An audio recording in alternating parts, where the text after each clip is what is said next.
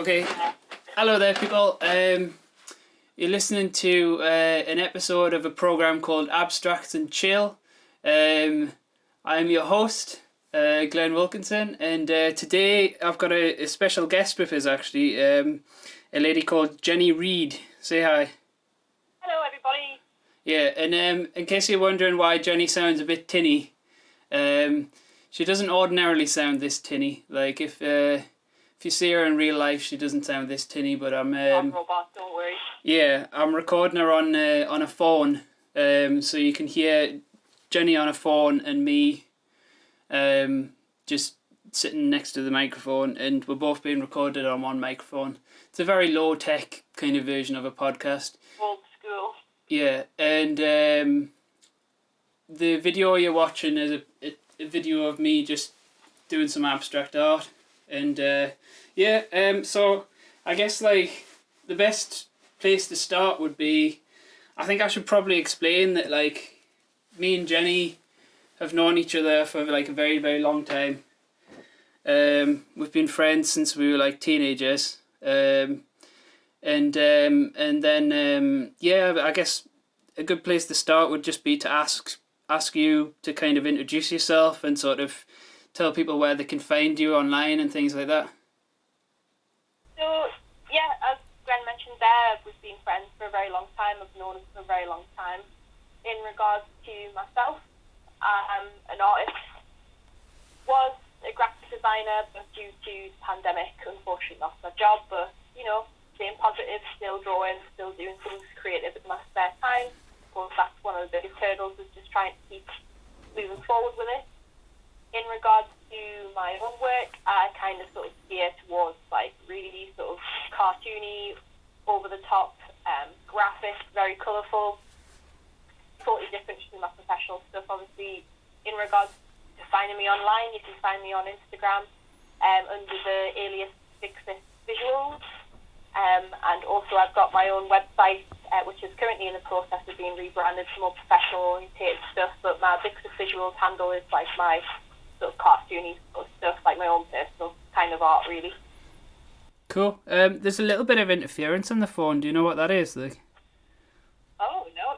I can't hear anything in terms of interference at all. It sounds totally fine on my end. Oh, right, okay. Well, it's not.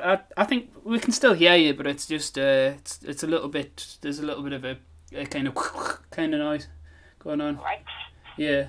I'll move my mobile because it is next to my computer. I don't know if it maybe be something from there. Yeah, maybe. All right. So like, in terms of like the work that you're making now, like what have you made in this kind of past year, and like, I mean, what kind of stuff have you been working on, sort of in the past year or even in the past few months, and how would you say it's different to like stuff that you've done in the past, do you think? So I'd say I don't really have like one set style, and I think that's quite a good thing to sort of get your head out of. Yeah. And just sort of like thinking you need to draw one particular way, because like what I've been sort of trying to do myself is experiment more and kind of do different topics. So like the things I'm doing at the minute is sort of like, I'm reading Greek Mythology at the moment, so I'm like sort of redepicting sort of like all the gods and goddesses. That's something I'm doing right now, which is totally different to stuff I've done in the past. Yeah. Because normally I would draw quite a lot of like creatures, whereas at the moment I'm drawing more people, which is very different to the things I've done whilst I was at university. So it's been quite refreshing, actually, sort of just taking the topic away from what I normally use and just trying to kind of incorporate some more realism into my work compared to my cartoony stuff. So I suppose that's what I've been working on right now. It's been quite fun, actually. Yeah, that's cool.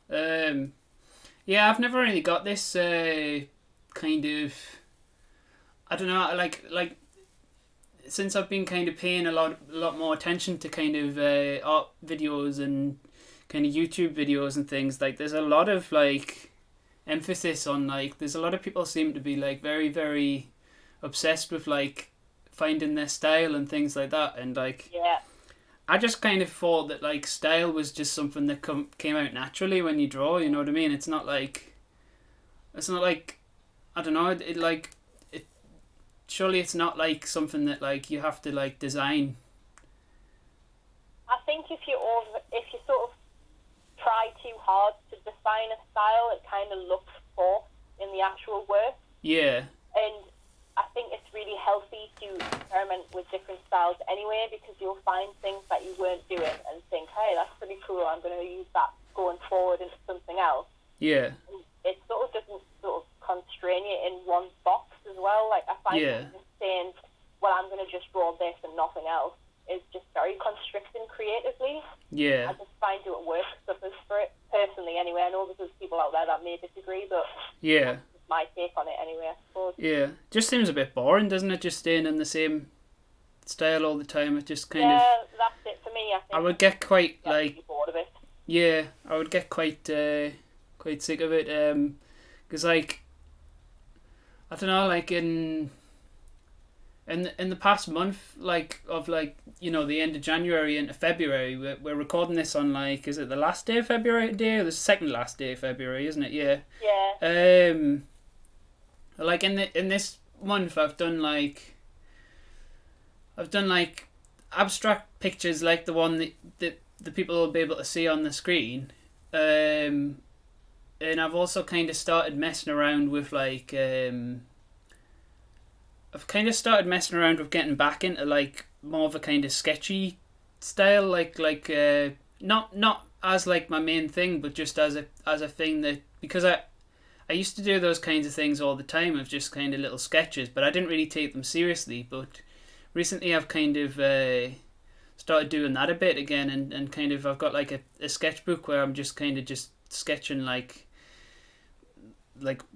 my family around my house and stuff, and just doing little 10-minute sketches and things like that, and, like, they're good exercises, definitely. Yeah, and then, like, another thing I'm doing is I'm doing like a few portraits, like just small portraits from photographs, which I've never done before, which is, like, another thing that I've I'm doing some portraits and oil paint, because I've finished this, like, big canvas that I'm working on in the video that'll accompany this conversation, and so I've kind of started doing, like, random portraits just to kind of, and that's something I've not really done before, so that's an interesting I've thing. not really used oil paint too much. I've tried them in the past, but I could never get away with them.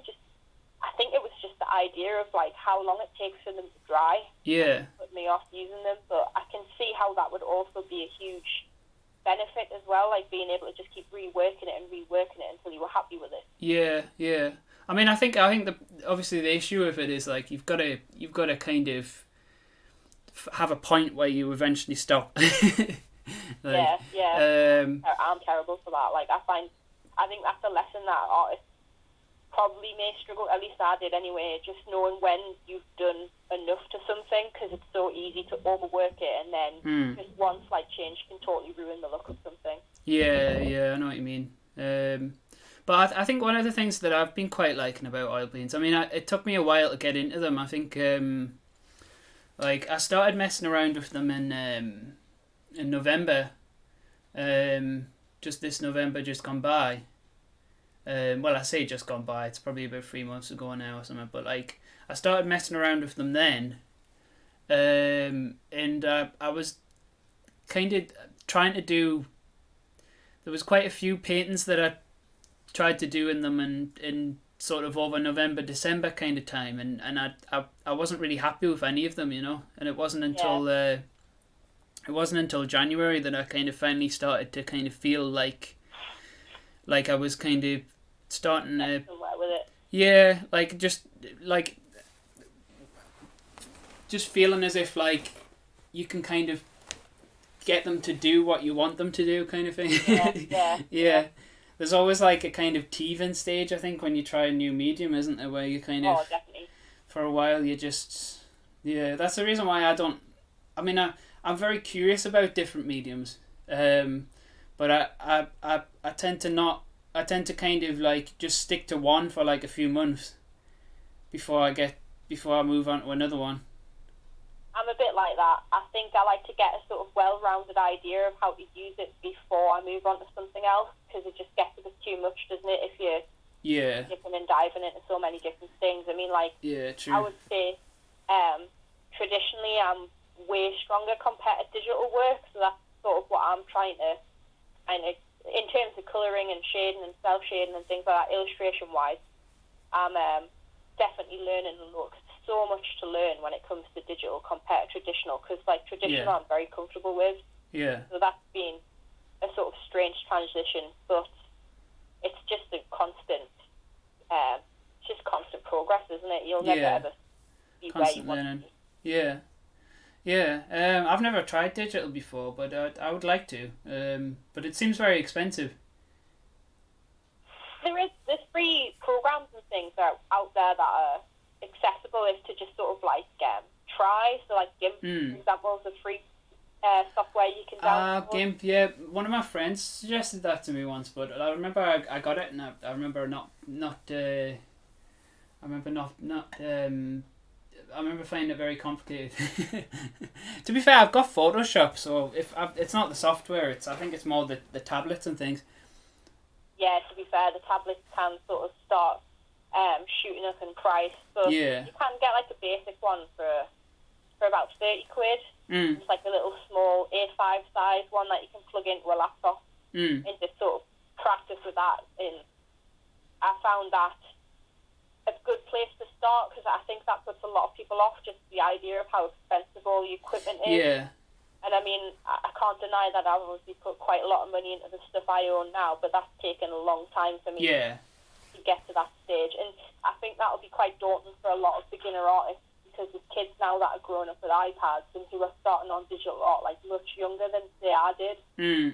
So they're going to be comparing themselves to a skill level that's been obtained a lot sooner because of the ability they've had with the equipment they've been given. And I just think you kind of need to sort of separate yourself from that. And it's about the tools that you use. Yeah. I think... And what's the hand, really. I think, like, ego can be a huge enemy when it comes to learning any skills. Oh, yeah. Like, you'll learn a lot if you have any kind of... if you have any kind of expectations of yourself and your own abilities, when you try something new, you'll learn it a lot like slower than you would if you just kind of accept that you're not going to be very good at it to start with. Yeah, exactly. Yeah. I think people struggle with that though initially, because you just expect to be good at something straight away, don't you? When you look at all these people who are good, you just think, well, why aren't I good to that level? Yeah. And you kind of don't realise, well, that person's been doing this for 5 years, 4 years. Yeah. Before you've even picked this particular medium up or this hobby up. So, I mean, drawing is quite a new thing for me. In terms of like doing it, like seriously. Like I think I've always drawn.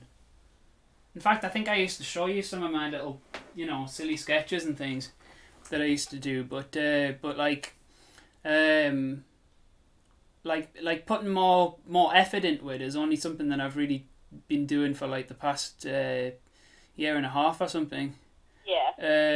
And I can see my work has like massively improved in that time. Yeah, 100%. I can see it too. Definitely, it's coming on leaps and bounds. And I think that's partially because you're doing experimentation, you're trying different things, and you're going into it from a perspective where you're just trying to have fun with it rather than putting yourself down if you can't do something. I think that's very important. Yeah. It's a very important lesson. I was quite shameless about it when I first started as well. That was one of the things. In terms of I wasn't really bothered when things didn't look good. I would still kind of like them as well. I would be like, oh yeah, it looks like, I don't know, like it looks like German Expressionism or something. You know what I mean? Like I would I would just kind of be like, it doesn't look realistic, but I like it anyway. I really like the style that you're sort of moulding, because I can see lots of different influences in it, and it's constantly changing as well, which I'm a huge fan of. Like I say, just going back to earlier, I think it's very important to just it kind of changes with you, I suppose. It's good to sort of do that and not get stuck in doing one particular thing, but Yeah. I've definitely noticed it's improved immensely since you've started, and I think it's really nice that you've actually embraced it as well, because I mean you've always been creative, like just in terms of your your filmmaking that you were initially doing, so it was just natural that you were going to enjoy doing other creative things as well, so I'm glad that you started drawing, like 100%. Thank you. That's really nice. Yeah. I've always really liked your work. I remember I remember the thing that I always remember, the piece of work I always remember from you is that that Elvis duck. Oh, Can you remember that? I've got him. I've still got him. Have you still got him? Yeah. Yeah, I do. Yeah. I remember you getting that out at it. Like there was like a few, we were like sitting in a room just drinking once, and you pulled out the Elvis duck and you showed it, and you were like saying like you kind of explained like, I just did this for fun because art should be fun. I remember. Yeah. Yeah. That was done with pastel, actually, funny enough. Yeah. So I absolutely loved pastel for a time. I was doing loads with pastels when I first did that one. But yeah, he's absolutely humongous. Yeah. Still got him. But it was just him. It was just like an Elvis, to give people context. It was just an Elvis rubber duck, those like parody ducks you can buy. And I just combined it with like this small little rabbit speaker that I had, like a Bluetooth speaker. So I give this duck stupid rabbit ears, but he was already stupid looking, so it just made the thing even more stupid. But I'd done it with pastel, which is kind of like a medium that takes a lot of skill usually, so the juxtaposition of it I thought like worked really well, and it was quite pop arty. So I do like the Elvis duck, like he always holds a special place in my heart, I must say. I'll have to get him framed at some point eventually. Yeah. You should send me a scan of it, and I'll try and, like, when I edit this together, I might try and put the Elvis duck up on the screen so people can see what we're... Yeah, that's cool. Yeah, he's a bit big for a scan, but I'll take you a picture. Yeah. Apparently there's a way that you can do it. Like, if you've got Photoshop. Me, yeah, I've got Photoshop. Have you got Lightroom? Yeah, I do, actually, yeah. I didn't know about this until recently, but there's a way that you can kind of scan it in loads of little bits, and then you can just load them into Lightroom, and apparently there's like something you can click that just like sticks them all together automatically. Seriously? Yeah. I wish I'd known about that more, because I mean, did you see that that, I don't know if you saw on Instagram that picture of the room with the like one of the pictures of the rooms with the pipes in that I did, where it was like the pipe was like going through the bed and things. Oh yeah. I wish I'd known about it when I was scanning that in, because you can see there's a massive big line down the middle of that, because like I just couldn't line that up in Photoshop. Like, it was just impossible. It was. That's how I do it as well. I take scans and then line them up in Photoshop. But if you can do that, I'm definitely going to try that next. Yeah, me too. Yeah. I don't know what to do with this picture that I've just finished, the big 2 meter long one, because I've got nowhere to put it. Oh, you've been working quite large scale, have you? Yeah, I've just done like a massive 2 meter long canvas, but it's like it's 40 centimeters. It's 40 centimeters wide, so it's like it's a lot longer than it is wide. Oh, right, okay. So it's almost like a scroll type thing, and that's the only reason why I could do it, to be honest, because I don't have space to do like massive big oil paintings, because I'm just working in my kitchen. And the only reason why I managed to do this is because I was like unrolling it as I was doing it, like it's unstretched. Wow. Yeah. And then like as I was just like building it up piece by piece, and then just unveiling each bit of canvas each time you would finish the section. Yeah. I would do a section, and then I would unroll another bit, and then I would like, and the part that I had already unrolled, I would just like tape to the wall, like, so it was just creeping up my wall gradually. Wow, I don't think I could work like that.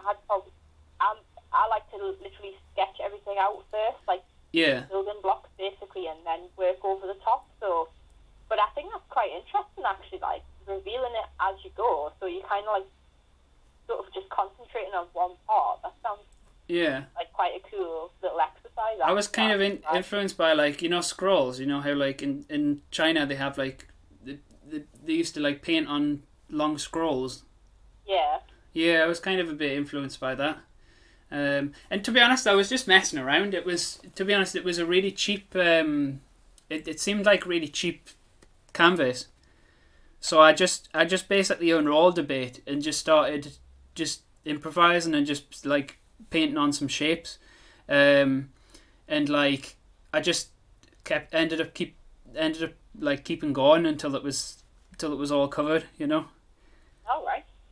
So it's mainly abstract, but it's like it's not like Willem de Kooning kind of abstract where you're kind of putting things on with a really big brush. It's quite like delicate abstract, and it verges into surrealism in places because some parts of it have got like perspective and stuff, and like a lot of it's kind of abstract shapes, but like there's some parts of it that look like water, and there's bits that look like branches coming out of the water and things.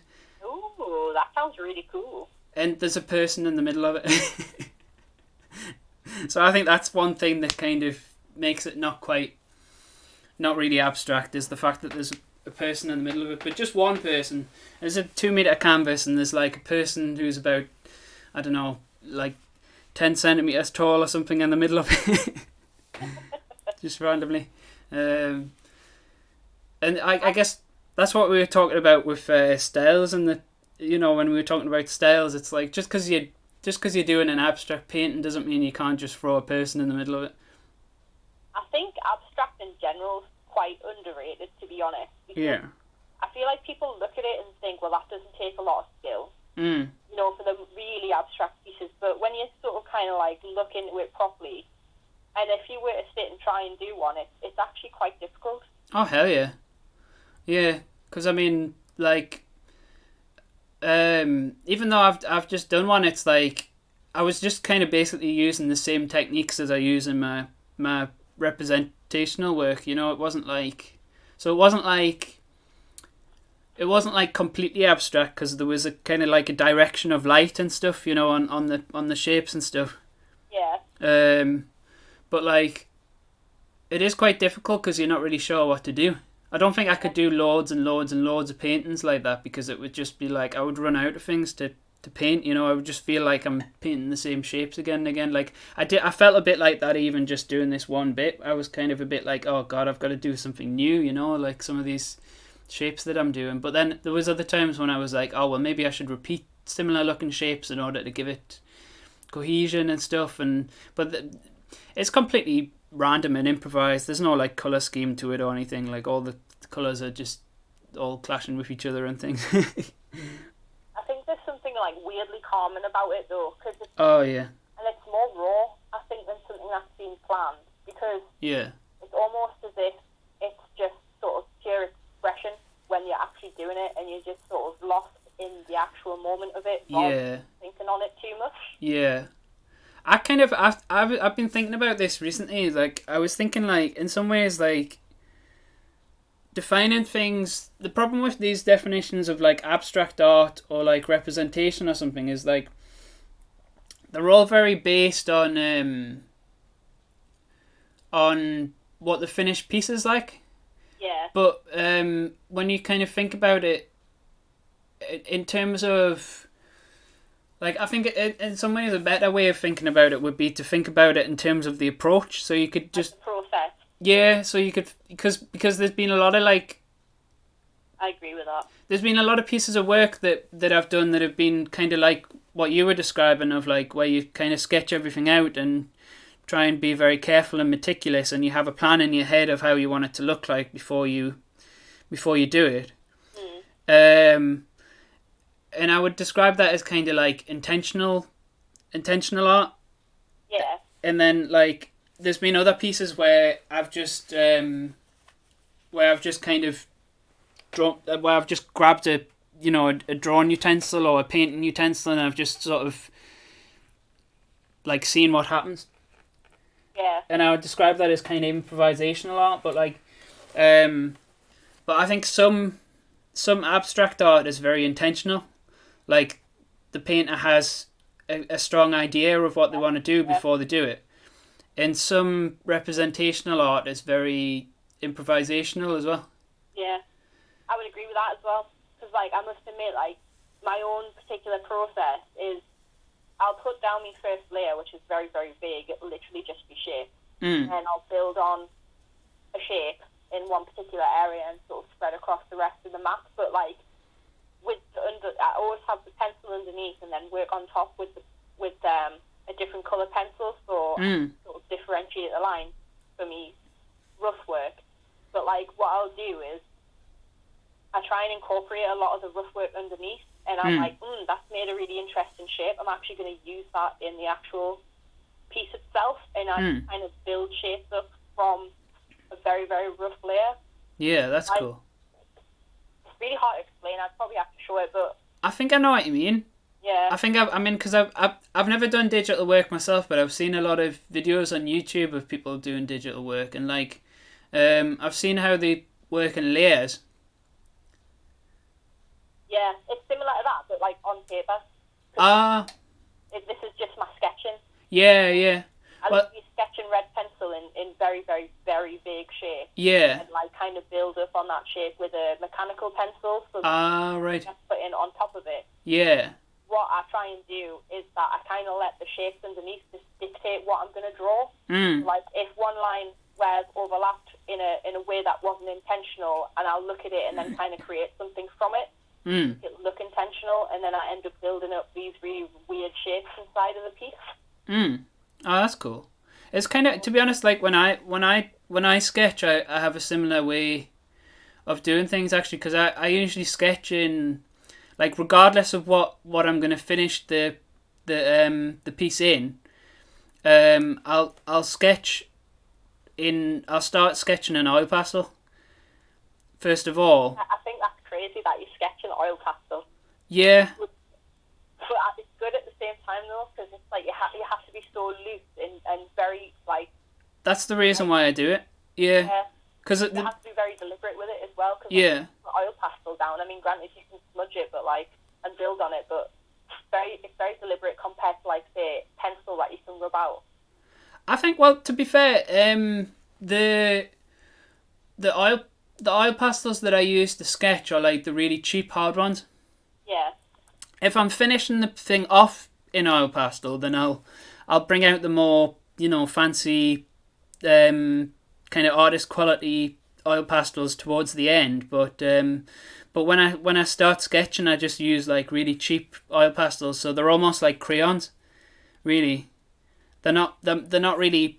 They're kind of more similar to crayons than oil pastels, really, the ones I use to sketch. And basically what I tend to do is I tend to like you say, I tend to like start off with a colour which is like which doesn't contrast too much with the paper. So I'll start out with like a light yellow, and I'll just start drawing shapes. Then I'll get like an orange and I'll tighten it up a bit. And then I'll switch to using coloured pencils, and I'll kind of I'll get like a red coloured pencil, and I'll kind of like try and tidy it up a bit more, and then I'll get like a darker coloured pencil, like a violet, and then a brown, and then, you know what I mean, and then I build up the picture in layers kind of thing. Interesting, like hearing other people's process and how they do things. Yeah, because carry on. I was just gonna say, like, I would never have thought to like build up from oil, like from a pastel to start, because I think even when I did that Elvis stuff, I sketched it all out really lightly with pencil, and then like build it on top of it. Yeah. I'd never really thought to like go in. I suppose maybe it might have just been a fear of sort of like not doing it very well or not building it properly, but yeah, I think that's quite cool that you just went straight in with a pastel and was like, yeah. It's how I always sketch. But like, obviously there's some mediums that you can't put over the top of oil pastel, but I'll still do a sketch in oil pastel, and then I'll transfer it onto another sheet of paper with graphite transfer paper.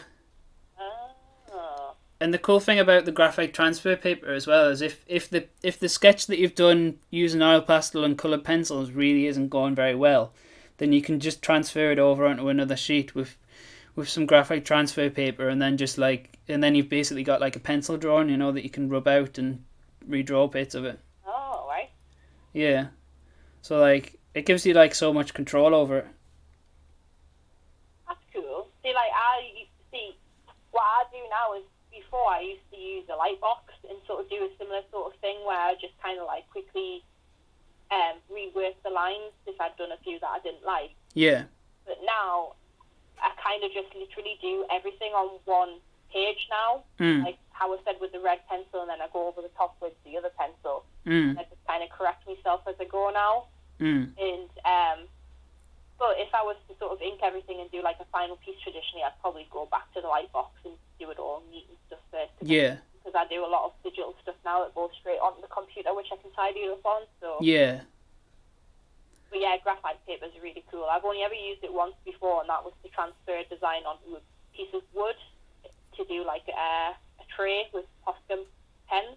Ah, right. That was pretty fun. Cool. Do that again. I've not really used Posca pens. I was gonna say I've never used them, but actually I did used to have one, just like a black brush pen that I used to use to do like lettering and like in like some of my comics, but like it wasn't really very good for that, to be honest. But I just used to use it because I thought it would look like an ink brush. But but I'm interested in Posca pens. I've actually just ordered some actually online, and they're gonna be delivered. Oh, have you? Nice. Yeah, I've got some like acrylic ones.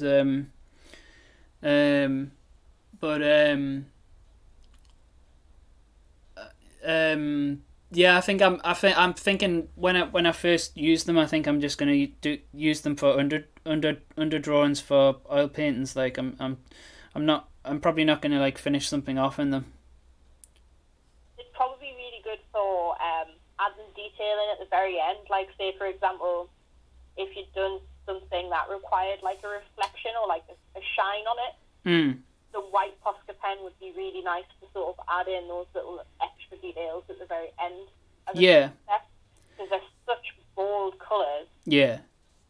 And like, they're quite constricting in a way in how you use them, but they are very, very good for what you use them for. So like when I was using them on wood, they're just so striking. And like, then layer that with something on top, like a lacquer or something, they just don't budge. That's cool. Well, they're I don't know if all Posca pens are like this, but the ones that I've ordered are like acrylic. Yeah, I think most are. I've a couple that are specific to fab. Well, I'm saying that the ones that I have, I think are just acrylic, and you can do them on fabric and all sorts of different materials. I'm not sure. It might all be the same. Yeah. I mean, I've never really looked into that, to be honest. Yeah. Well, the ones that I've got are acrylic. So like, the thing with like painting is you can put oil over the top of acrylic, but you can't put acrylic over the top of oil. Oh right. Why is that? Is it too? Because acrylic dries very, very quickly, and oil like even when oil is dry to the touch, it's still technically drying for like 6 months or something. Wow, God, I didn't know it was that long. Yeah, I mean it only takes about a week to get dry to the touch, but like but it's still sort of curing, as they call it, because the thing is, oil paint doesn't really dry, because obviously the word dry refers to like water evaporating, and oil paint has the same amount of water in it when it's wet as it does when it's dry, so they call it like curing or like hardening, you know.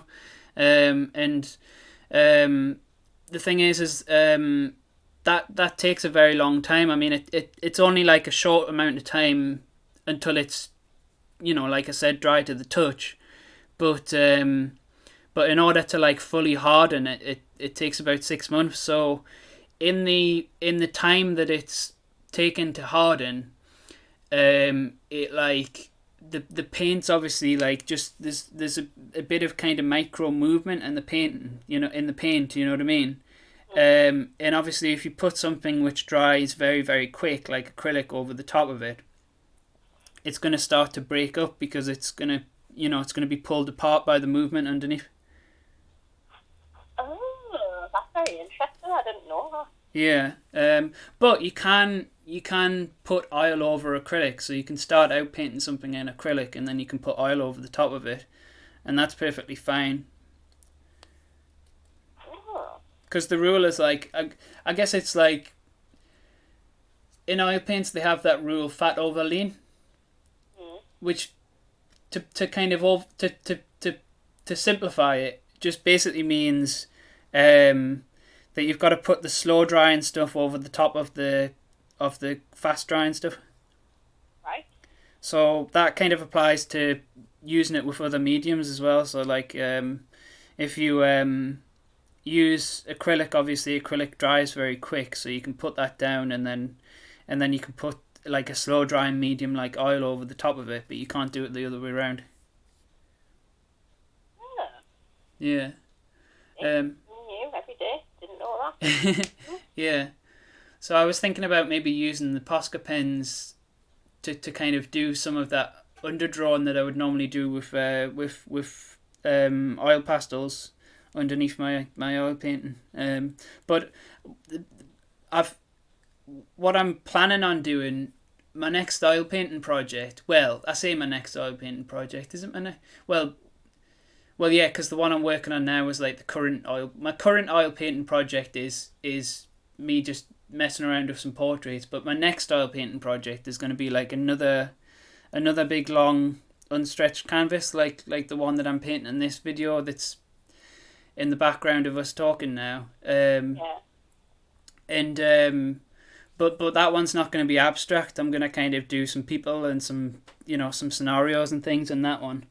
But I want to try and keep it as like improvisational as possible. Despite that, like I don't want to do too much underdrawing for it, because I'm kind of I think one of the things that I really liked about doing that big 2 meter long canvas that was kind of quite abstract was the fact that I could just sit down with the paint straight away and just start just going for it and just making things up as I went along, sort of thing. So I'm gonna try and recreate that, but with representational work, which is gonna mean that my representational work is like maybe a lot less tight than I could make it if I really sketched it out. But at the same time, it might it'll have some energy to it that like it maybe wouldn't if I was sketching it out really like a lot. Happy medium's quite hard, I find. Like, yeah,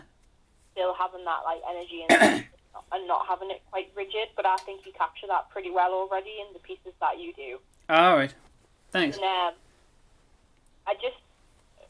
remember when I first saw it, because I remember my reaction when I first saw you was starting to do like art, and I was just like, this is something I've never really seen before, and that's like a good thing, because I was just looking at it like, this is so unique. And there was just something about the fact that you were using medium in a way that I've not really seen used before, like how you were using pastels for your comics.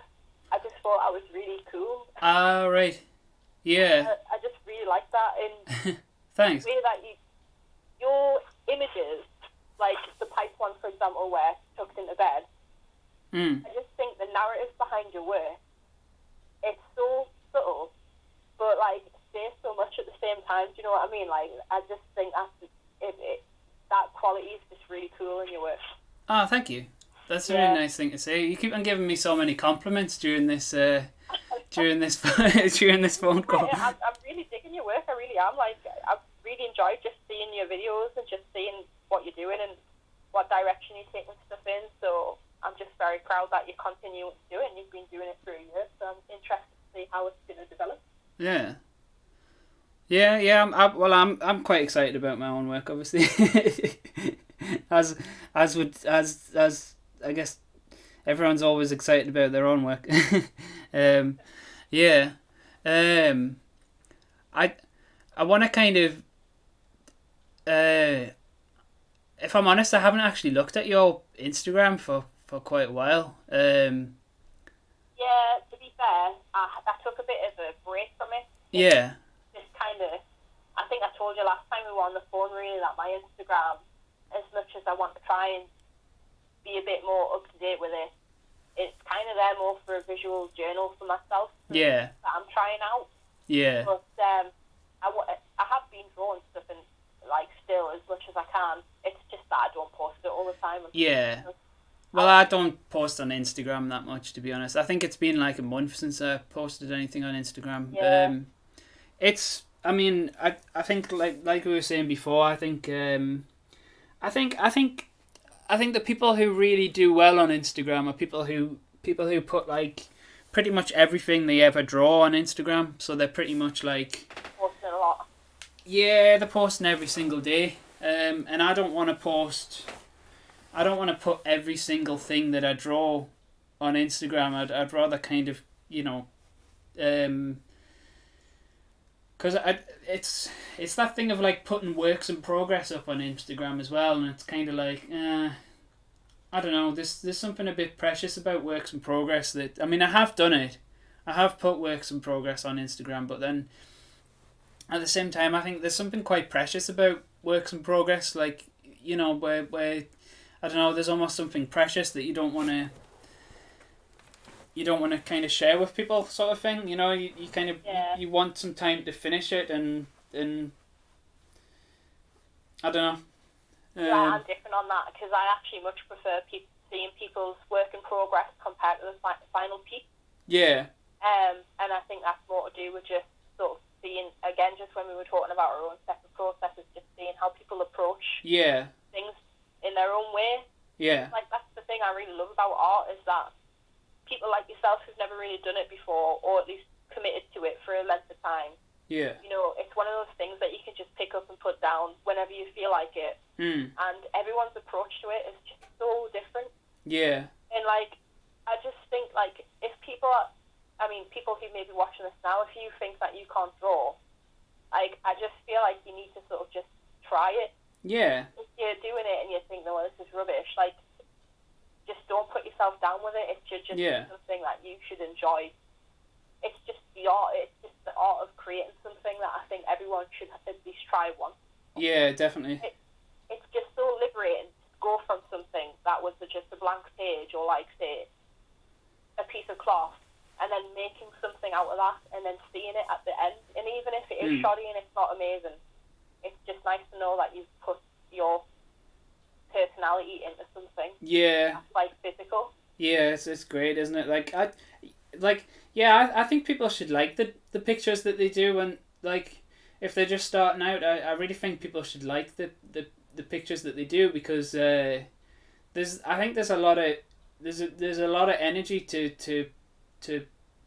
kind of works by people who are just drawn newly for the first time. Like I actually think, like, sometimes when you I mean, obviously it's it's good to practice and get good, but you do kind of lose something as well. Yeah. And like, so I think when people are starting out, they should kind of value that That stage is quite an important one in your own development as a. Yeah. It's. I think the rawness, you lose that rawness a little bit when you start perfecting things. Yeah. Like, in the love of just doing anything and not caring about it, because, like, I mean, being a part of the art community, I've noticed myself anyway, just in terms of university and things like that, I just felt like it's becoming very, very egotistical and competitive now, whereas I've never seen it that way. I've always just thought it should be people enjoying, like I say, creating things. Yeah. I do feel like I've missed that a little bit during my own experience at university, because I thought I was going to have people with a similar mindset to that. Yeah. Who I could bounce ideas off. Yeah. But it just felt very, very like tick boxes and like stroking people's ego, and I'm not like that. Like, I just want to draw and create things because I love doing it. So what do you think? I mean, that's an interesting subject, because like we should explain to the people listening that you did actually do illustration in uni and stuff, didn't you? So what would you say, like, what are the main differences between the way that you would approach something in a like say like an academic illustration course versus how how you would approach something if you were just kind of trying to teach yourself. Like, what do you think are the what do you think the main differences are? I think it kind of goes down to sort of like the compression of not being able to sort of do what you really want to do. Because when it came to sort of doing it at a degree level, I mean, there was that creative freedom to a certain degree, but like you always knew that at the end of it, you were going to get graded on it. It was going to get marked. You had to include certain things. You had to have a narrative that sort of represented your brief. And like, compared to sort of doing something that's personal, for one, you can take as long as you want on it. And two, you're doing it for the love of doing it rather than for a brief, I suppose. So it's kind of slightly different. It's like when I was doing design, like it's totally different doing it professionally compared to doing it just personally. Like my personal work is so different to what I would do for like a client. In a professional setting. So that was kind of jarring to me, I suppose. Because like I think I went into it quite naively thinking, oh well, I'm just going to be drawing whatever I want to draw. They're just going to like what I draw and they're going to pay me for it. And it's not like that at all. It's totally different. You've got to be almost two separate artists in a way. At least that's how I found it anyway. Yeah. You mean like there's one Jenny who does the client work and the other Jenny who does stuff for Jenny? Yeah, pretty much. Cool, yeah. I mean, is there any like they must give you some, like in an illustration degree, they must give you some like practical skills as well. Is So I'll be straight up honest in terms of my own experience, where I feel like the creative sort of degrees are very lacking in preparing people in terms of ability. Yeah. It's very much like, here's a brief, go away and do that brief for 2 weeks. I mean, like, I've had the sort of interesting experience of studying in 2 different facilities, which had 2 different approaches. The first were very, very prepared in trying to hone your ability for the first year. So, like, every single project was, like, learning a different skill. At the time, I was looking at it, well, why am I doing this? It's not drawing, because it would be something like preparing a piece of paper and getting everything lined on it, like, as accurately as possible. All right. And obviously, like drawing, which is very integral to illustration, but I just thought at the time with those were the particular things where we were making like 3 letters, for example, out of cards, and I was sat there like, why am I doing this? This is really weird. Like, this is me drawing.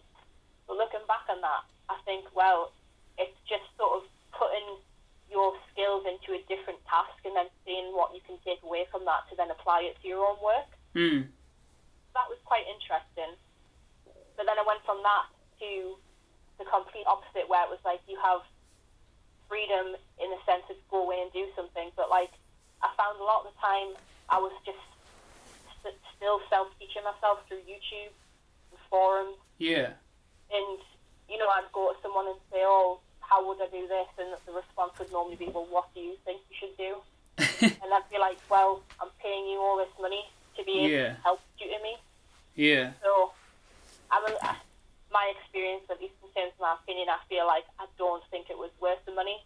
I would have much rather have done an apprenticeship in design and just pursued art myself. Continue to self-teach. So that's a shame. My own opinion on it. I mean, I did a film degree, making films, and I felt like that was quite valuable for me. I think in a lot of ways, though, I think the thing about a filmmaking degree is, I think, in terms of the actual practical skills, I would kind of say pretty much the same as what you've just said about illustration. Like I don't think you learn any like actual kind of information about the nuts and bolts of making a film on a filmmaking degree that you wouldn't you wouldn't that you couldn't learn just from watching watching videos about filmmaking on YouTube. But I think the fact that you're in kind of a place where you have access to all of this equipment, and I think as well, I think having the kind of deadlines imposed on you as well. Like I think, I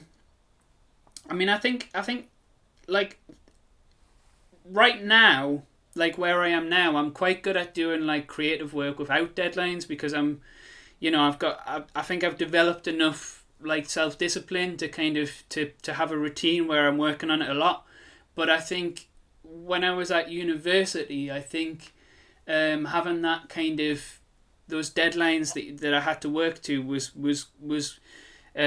quite good for building my productivity and kind of teaching me these kind of motivation, this kind of like this like intrinsic motivation, I guess it was kind of extrinsic motivation, because it was obviously trying to get something done for a deadline, but I think it taught me, it was kind of loose enough that it taught me some intrinsic motivation, you know what I mean?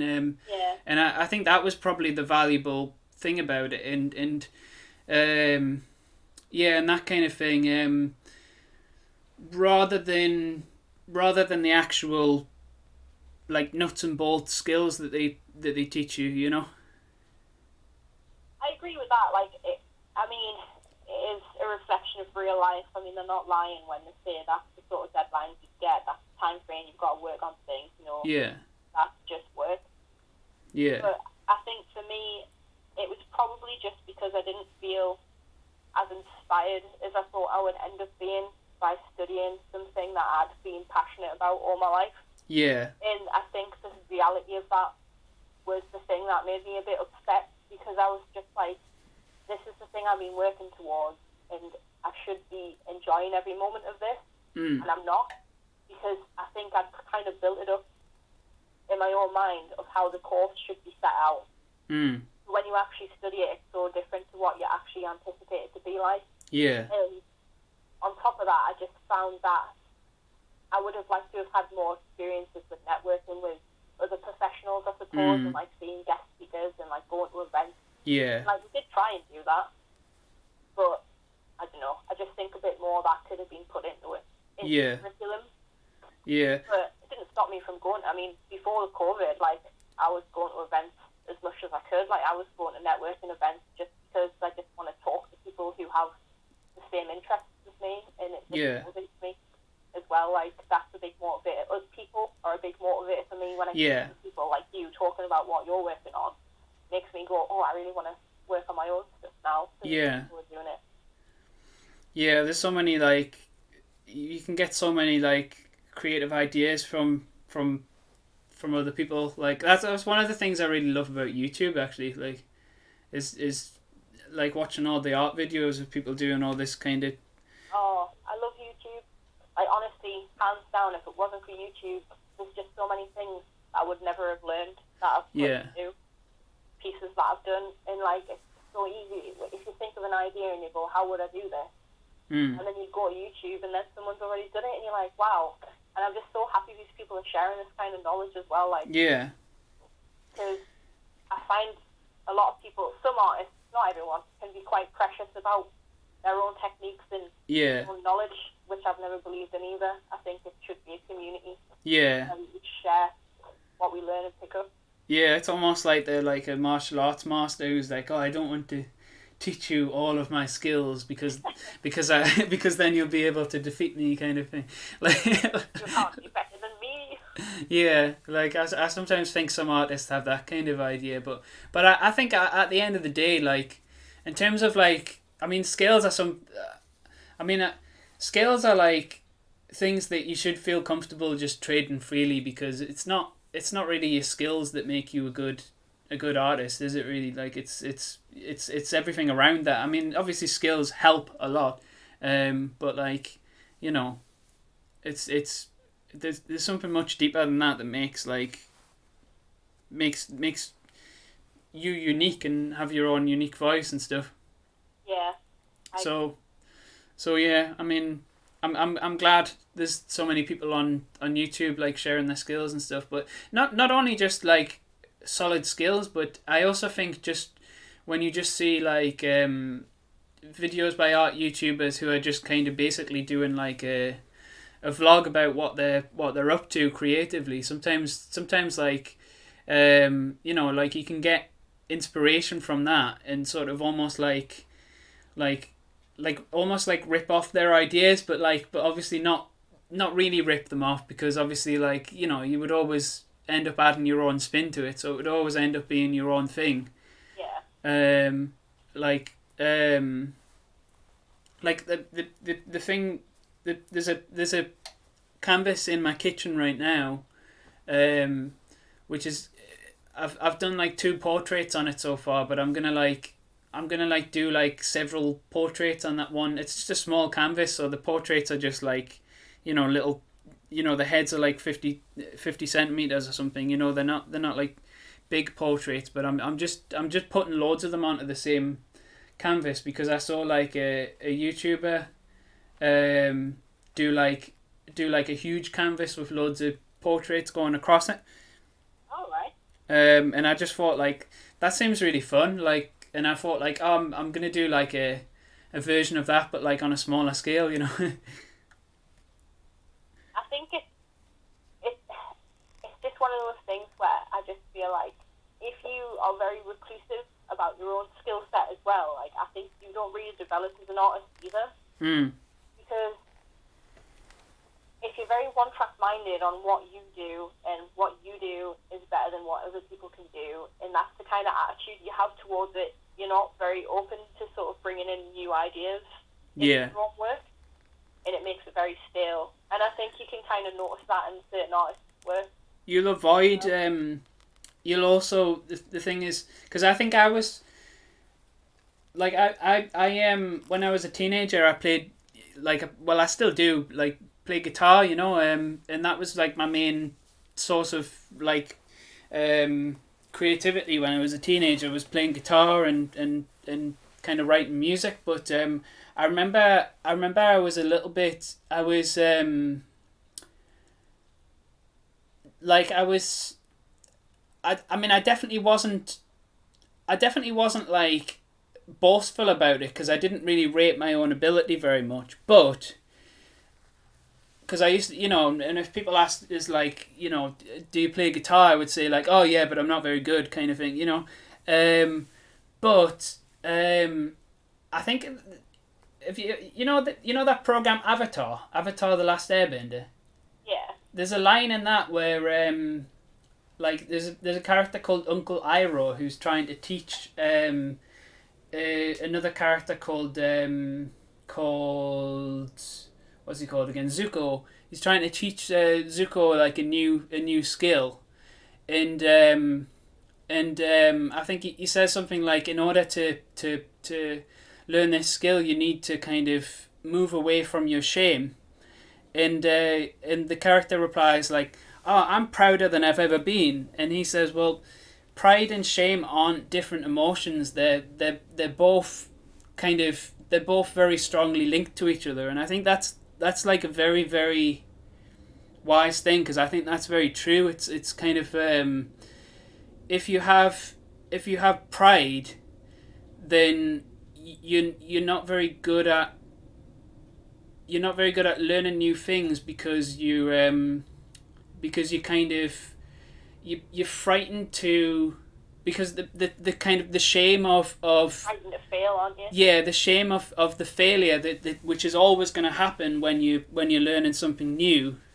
That shame is going to put you off trying it. So like, for example, when I was playing guitar when I was a teenager, like there was certain things that I just hadn't developed at all. Like, for example, finger picking. You know, like playing kind of folky finger picking type things. Like, I couldn't do that at all when I was a teenager, and I just used to just avoid it. And if anyone tried to teach us anything that was like that had finger picking in, I would just be like, no, can't do it. No, I can't do finger picking. I'm crap. And then I would, like, you know, I would just try and avoid it. and that was just like the worst. It was the worst kind of attitude to have when you're learning, to just avoid something because you can't do it, and you're worried about embarrassing yourself. Like, and it wasn't even just around other people that I would avoid it. It was actually like if I was practicing new things that I couldn't do, I wouldn't kind of like play through the stress. I would get really stressed, and then I would stop and I would give up. Do you know what I mean? And like I can see maybe like I've come into like doing this art stuff at quite a late age, but if I'd come into it when I was a teenager, then like I could imagine potentially having some of that more kind of like pride and shame associated with it that would potentially like slow me down quite a lot, because I think like it's I think it's something that you definitely have more of when you're an adult is the kind of, well, when you're older is kind of the, I guess, like a humble attitude towards something of like okay, you've kind of you've learned enough new skills that you kind of know that okay, I am gonna really suck at this for quite a while, but like I'm just gonna kind of keep at it and not be too hard on myself when I'm in that stage, because I know the only thing that's making me like suck is the fact that I haven't done it much yet. So if I just keep doing it, then like I'm gonna get better, and therefore the things that you kind of actually go towards things that you can't do rather than trying to avoid them, sort of thing.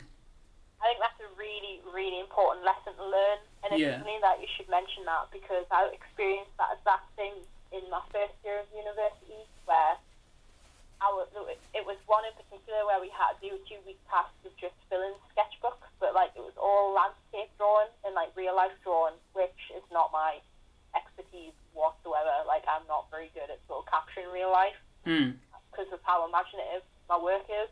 And I think it was kind of just sort of seeing on paper just my own particular flaws in my work and being kind of like forced to confront that.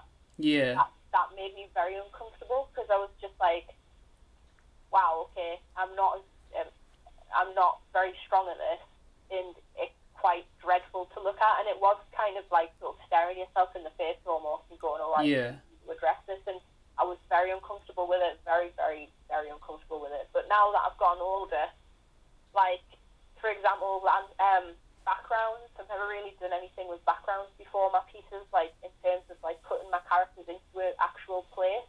And I've just said to myself, well, I need to rectify that. I need to be doing things that I can't do to get better at this. Because, like you said, there's no point running away from it. I did that. It doesn't work. Yeah. You don't get better at it. It just makes you more uncomfortable. Yeah, exactly. Yeah, it stops you in one place. Yep. Forever. And it really does hinder your ability to grow as well. Like, I feel like if I just kind of looked at that from a different perspective and said, like, this isn't to embarrass me, this is to make me understand that it's good practice. It's good to sort of face your abilities and kind of reevaluate them. If I'd had that attitude when I was doing that, I don't think I probably would have reacted the way that I did. Yeah. But so it's nice in hindsight, isn't it? Yeah. You get older. Yeah, hindsight is a brilliant thing. Yeah. Yeah, I mean, like you say, this is that kind of ability to just be kind of humble and stare at your own flaws is something that's, it's incredibly difficult when you're young, but it becomes like it becomes like, I mean, I think it's actually quite easy when you get, you know, I don't know. Well, I don't know. Is it age, or is it just, I don't know. I just feel like I'm much better at learning new skills now than I was when I was young. Yeah, I feel that way as well. I think partially it may be a bit of maturity in there, I suppose. But granted, maybe not, because there'll be kids that have that mindset straight off the bat. But oh, definitely, yeah. Easier. Yeah. Not as insecure, I suppose. You're quite insecure, at least I was when I was younger. Sorry? Not so much now. I was quite insecure when I was younger, not so Yeah. much now. So. Yeah, I was very insecure as well when I was younger, yeah. I think another thing I was going to say relating to that actually is that's actually one of the things that I really like about Inktober. You know Inktober? Yeah. Because I think the thing about Inktober, because you're doing so many pictures in such a little space of time, you know, it's like one picture every day for 31 days. It like in that 31 days you're going to do some pictures that are like where you're like, oh my god, this is among like some of the best stuff I think I've ever made, you know. And you're also going to do some things that are like, oh my god, this is terrible, like how the hell did I manage to make something as bad as this, you know. And I think like it kind of it just presents your own like who you are as a picture creator or whatever you would want to call it. Like it pushes that in your face and kind of shows you it, you know. So it's like it kind of gives you more of a I don't know, like I guess like a realistic view of where you're at, sort of thing. Because I think the thing about like artists is I think we have this kind of paradoxical there's this kind of weird paradox happening where on the one hand we're kind of like so like arrogant about our own work to the point where we kind of almost think that we're like much better than we actually are. But on the other hand, we're also like really, really hard on ourselves, and like we're like overly hard on ourselves to the point where we think that we're worse than we actually are. And it's like you've got that kind of paradoxical thing happening at the same time. I think it goes back to what you were saying though, where I think some people hide behind the ego and sort of hide their own flaws as well. Because I find that a lot of artists now, and the ones that I don't like the most, to be honest, are the one-trick ponies that are just sort of spewing out the same things over and over again. That are the exact same thing. That's trendy, same stuff you've seen a bunch of times. And it's just like they do it because they know it's popular and they know it's going to get eaten up. Yeah. But like the work that I like to see is like stuff like yours, you know, where it's unique, different. It's not doing it to get popular, it's doing it because you want to do it. You're giving me so many compliments during this phone call, Jenny. I think like after this phone call, I think I'm gonna go out and try and paint, and I'm gonna have too much of an ego because of all the compliments you've given us, and it's gonna destroy all my work. So sorry, Glenn. I'm just wanting to support my friends.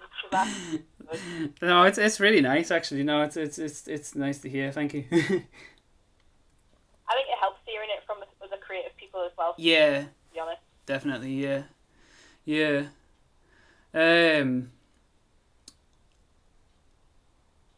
So it's sometimes hard to work out what to say next, isn't it? We've talked about quite a range of different topics. We have, yeah. So what would you say, like, okay, here's an interesting question, right, that I've just thought of now. Okay, so what would you say if of all the kind of different mediums that you've worked with in the time that you've been like making art and making creative work, like what would you say, like could you pick a favorite, and if so why, and if not why? That is quite a hard question actually. I'd say it probably as lame as it sounds, I think just a straight up pencil. Yeah. A lot of my work now is just pretty much just rough work, and I've really been enjoying just stripping it all back to literally just that. And it's just quite refreshing to just see see my work as it is, like in its raw form. And with a pencil, like you can get quite a lot of definition with it, just as one singular medium. You don't need to have quite a lot of other things. Yeah. To sort of showcase what you need it to do. Like you can do gradients, you can darken lines, you can thicken lines. Yeah. And it's quite versatile, really. Oh, it's very versatile. I mean, pencil's something I've not really used that much myself, which is kind of weird because it's like, I guess it's what most people do to just do their sketching, but I don't really sketch with it either. But it's something I think I would like to explore more at some point. And it seems like you can get everything from just like bare minimum outlines to like completely like photorealistic stuff. Like there's this YouTuber called John O'Dry who does like that's pretty much his only medium is like pencil and graphite, and he does like photorealistic. His works look like actual photos, so it's like, man, photorealism is just like, honestly, it just blows me away, because like I just don't know how people can do that. I really don't. Like the patience it must take to do that much detail. Yeah. Makes it look like literally like as if it's just not even on a piece of paper. Like like that level of skill just literally just blows me away. Yeah. Well, it really demonstrates what can be done with a pencil as well. Like. Yeah, 100%. Yeah. It's quite ironic as well, because it's like a lot of the time when I've spoken to people who have that kind of skill to just do photorealism, it's quite funny how a lot of them will turn around and say about me and my work. They'll be like, well, I wish I could do that. Like, I can't just draw off the top of my head. I can't draw from imagination. So, yeah, I've heard some people say that as well. Yeah, it's interesting. Funny how you can get the two different. I mean, if you can do both, then like, wow, that's like the holy grail. Yeah. Yeah. Sorry, I feel like I interrupted you before when you were talking about pencil. Oh, it's alright, don't worry. I think for me, like, it's just because I think a lot of what I enjoy most about my work is the rough work. It's the rough work stage. It's like creating the actual drawings. So I think the pencil for me is just a representation of the starting point of putting it on the actual paper and building something, and then just taking the joy of bringing something to life from nothing. The rest of it after that point, like the colour, the digital, all that stuff, is just a build-up of my rough. So if I didn't have my pencil, it's like, I don't know how it would work, to be fair, because like I don't really do what you do, where I build up with other materials. I have a very strict way of doing it now. So, and I always would go for a pencil. Like if I had my pencil case out with it, the first thing I'd grab would be a pencil. Yeah, it's interesting because like you're saying that, but like I think this is another interesting thing about like the differences between different artists, because for me, I always think like the closer I am to the end of something, the more I enjoy it. Really? Yeah, I always find like the very beginning, like putting your very first marks down and things like that is just really like kind of daunting. Like it's kind of, I have to kind of force myself to do that in order to get to the end of it, because the end part is where I really start to enjoy, like just putting all the color and the shading in and the I don't know, I love I love doing the way that the light hits like a form and stuff and kind of changes as it goes around the shape and things like that. Like I just really love doing all that kind of thing, like and just portraying that with light and shade. But it's the kind of mapping things out and kind of getting like building from scratch that's the part that I like the least, if I'm honest. Like yeah, that's funny. Yeah, because that's honestly my favourite part. Yeah. The actual colouring in process of it, the most tedious part. Wow. Honestly, because like I really like just spending a while just reshaping and building and reshaping and rethinking it. And I'll do like thumbnails now to sort of plan how I want something to look, and I'll do a bunch of them before I even start going to the actual sketching. So it's like quite a lengthy process for me to actually start getting to the end result, I suppose. But I find that the most fun because it's the part where I can be the most creative. Whereas I find when I'm doing the colouring, as much as you can be creative with that as well, like it doesn't take as much brain energy for me to do that part compared to the first half. I think that's why I like it so much. Like the idea generation is the thing I love the most. I like the idea generation as well. Obviously, I like coming up with the idea, but I guess it's the part in between that and the kind of I don't know. I feel like I enjoy it a lot more when I kind of see how it's like when you get to like towards the end of the sketching stage and you kind of start to see how it'll, you know, you start to get a better picture of how it's going to look once you've added colour to it and things like that. I just think I don't know. I think once you get to a point where you kind of where you can see it more and stuff, it's I don't know. I just really enjoy that stage. I just really enjoy. I think that's probably why, you know, when you were talking about oil pastels and you were saying they were really hard, like I actually find oil pastels really, really, like I really love working with oil pastels. It's probably oil pastels are probably the thing that that got me into drawing because I think I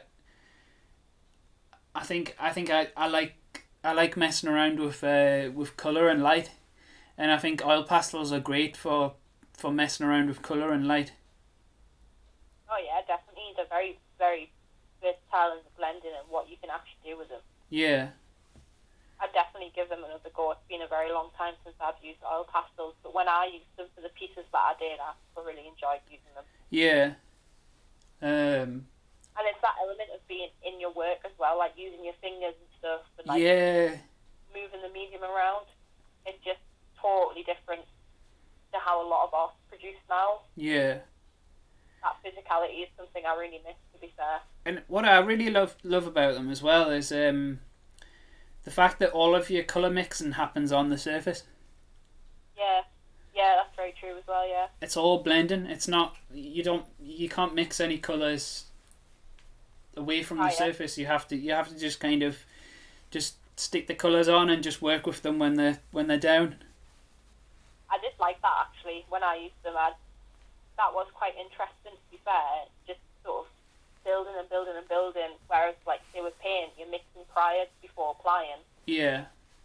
Whereas you're kind of making the colour a little bit more when you're mixing it down with oil pastel. Yeah. Well, that's one of the reasons why in getting into painting, I've gotten into oils rather than a different type of painting, because the thing with oils is you can get away with kind of blending and mixing oils on the surface a lot more.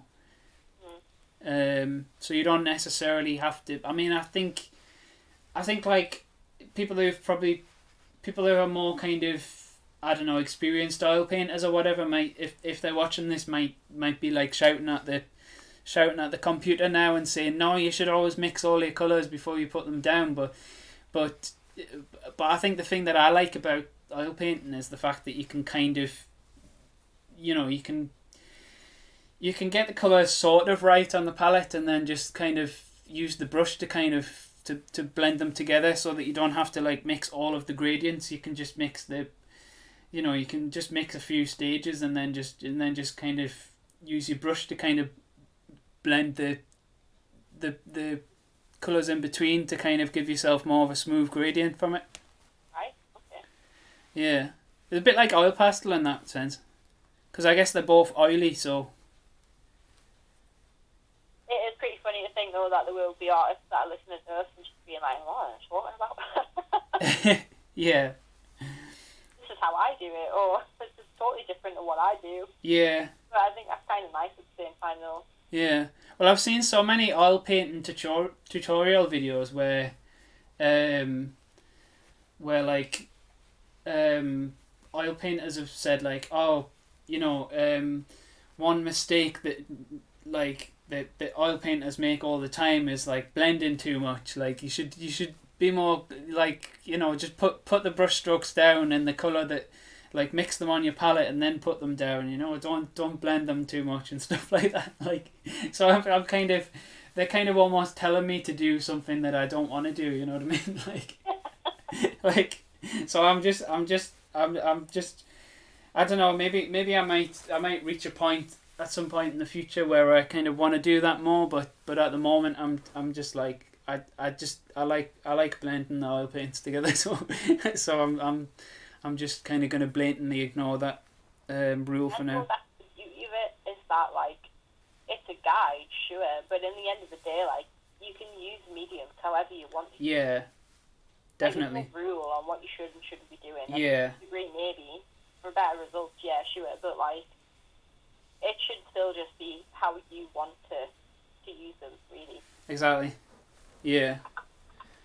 And I think also, like, you know, you change and evolve as well as you go. So, you know, just because you're using a medium in one way now doesn't mean you're always going to use it in that way. Exactly.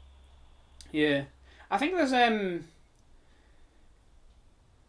in my experience, I think like the main differences between, there seems to be like some main differences between mediums, and one of them is how kind of blendy they are compared to how mixy they are, sort of. Like there's some mediums where you kind of almost have to mix every single colour because you can't like blend them together at all. Yeah. And then there's other mediums where you can blend them loads, you can blend the colours in a lot more on the surface. And then there's some other mediums that are transparent, obviously, and if they're transparent, then you can use, like, I guess they call it like optical mixing, don't they, where you put a thin layer of it over the top of, like, I think with watercolour you can kind of put like a dark layer down and then put some light over the top of it, can't you? Yeah, it's the same with like alcohol markers as well. Like all the blending's done in real time rather than like beforehand. It's kind of like you're picking the marker bit. It's sort of similar to paint, like putting paint down on. But instead of mixing an ideal colour, you've got to have that colour that you need, and then you've got to put that down, and then maybe apply a different colour on top and see how that looks once you've applied a different one. Yeah. I'm saying that now that I think about it, you kind of do sort of do mixing, because like when I use alcohol markers, I have a piece of paper next to me and I'll like do a stroke of what the colour is and then do a stroke over the top of it just to see what the colour gradient will look like if I mix them two together on the paper. So, I kind of do. I used alcohol markers quite a lot this year. All of my Inktober pictures were done on alcohol markers. I love them. Yeah, I love them as well. I found them very, in terms of like going from, because before that I think I've just been using oil pastels exclusively pretty much, and then I moved to alcohol markers, and I grew to really love them. But I remember when I first used them, they were weird. Like, I didn't know, you know, I found them very, because of how transparent they are. I think oil pastels are very opaque. So, like, for example, with oil pastels, you can put white over black. Wow.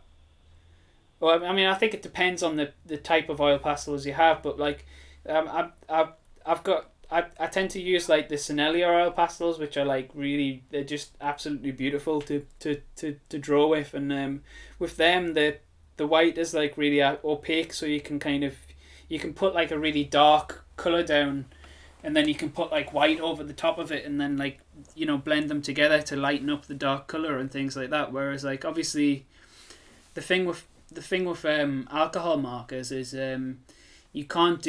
you definitely can't do light over dark with them at all. So that was something that took some getting used to, when it came to using the alcohol markers, but I did get used to it eventually, like, and I started to really love them. But like, I think that was one of the main big differences between the two that I found.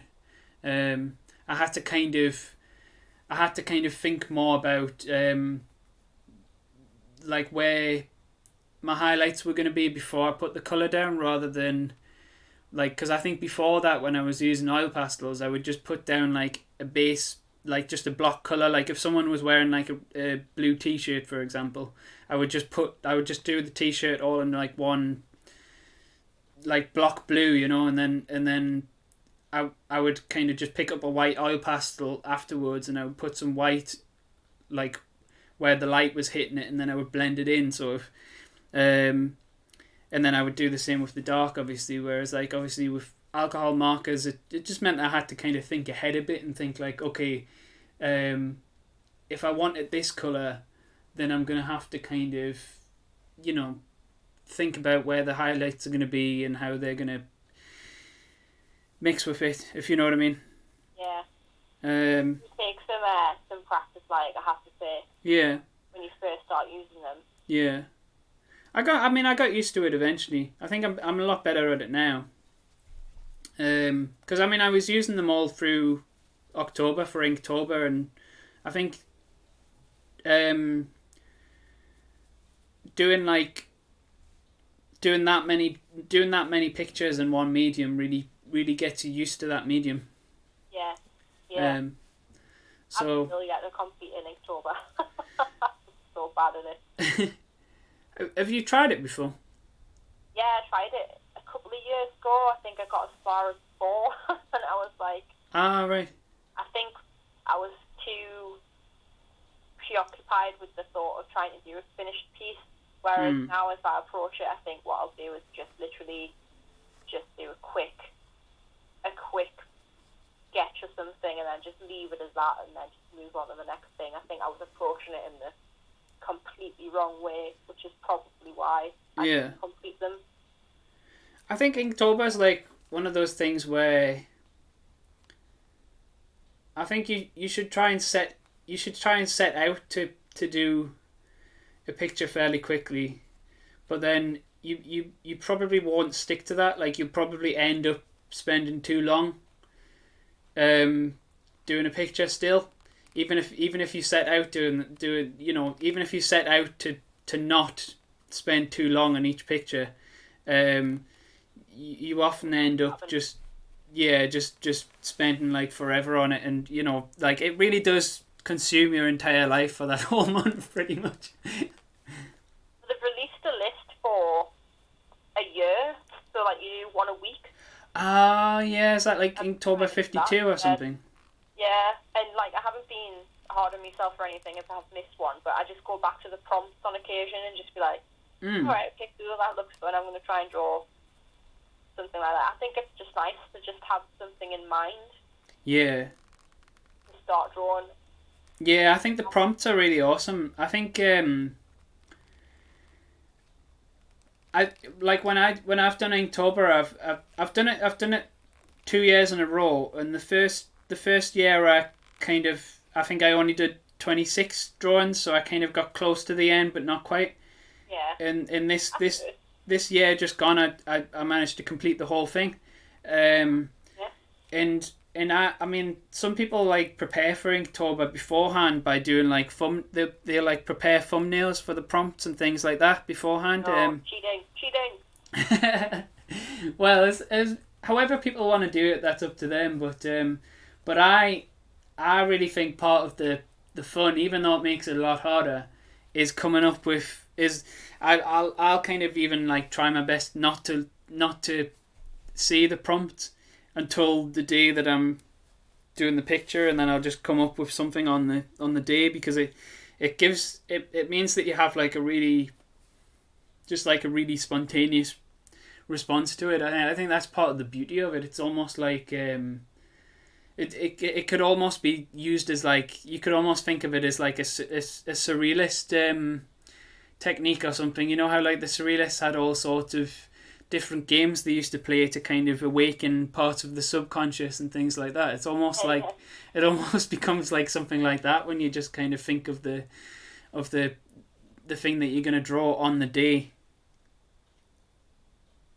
I think it's more of a, it would probably be a better response compared to something that you've been dwelling over for a few days prior anyway. It was like with the week ones, the first one was flying, so I just thought, right, okay, and immediately my brain, for whatever reason, first thing that came to my head was to draw a flying pig.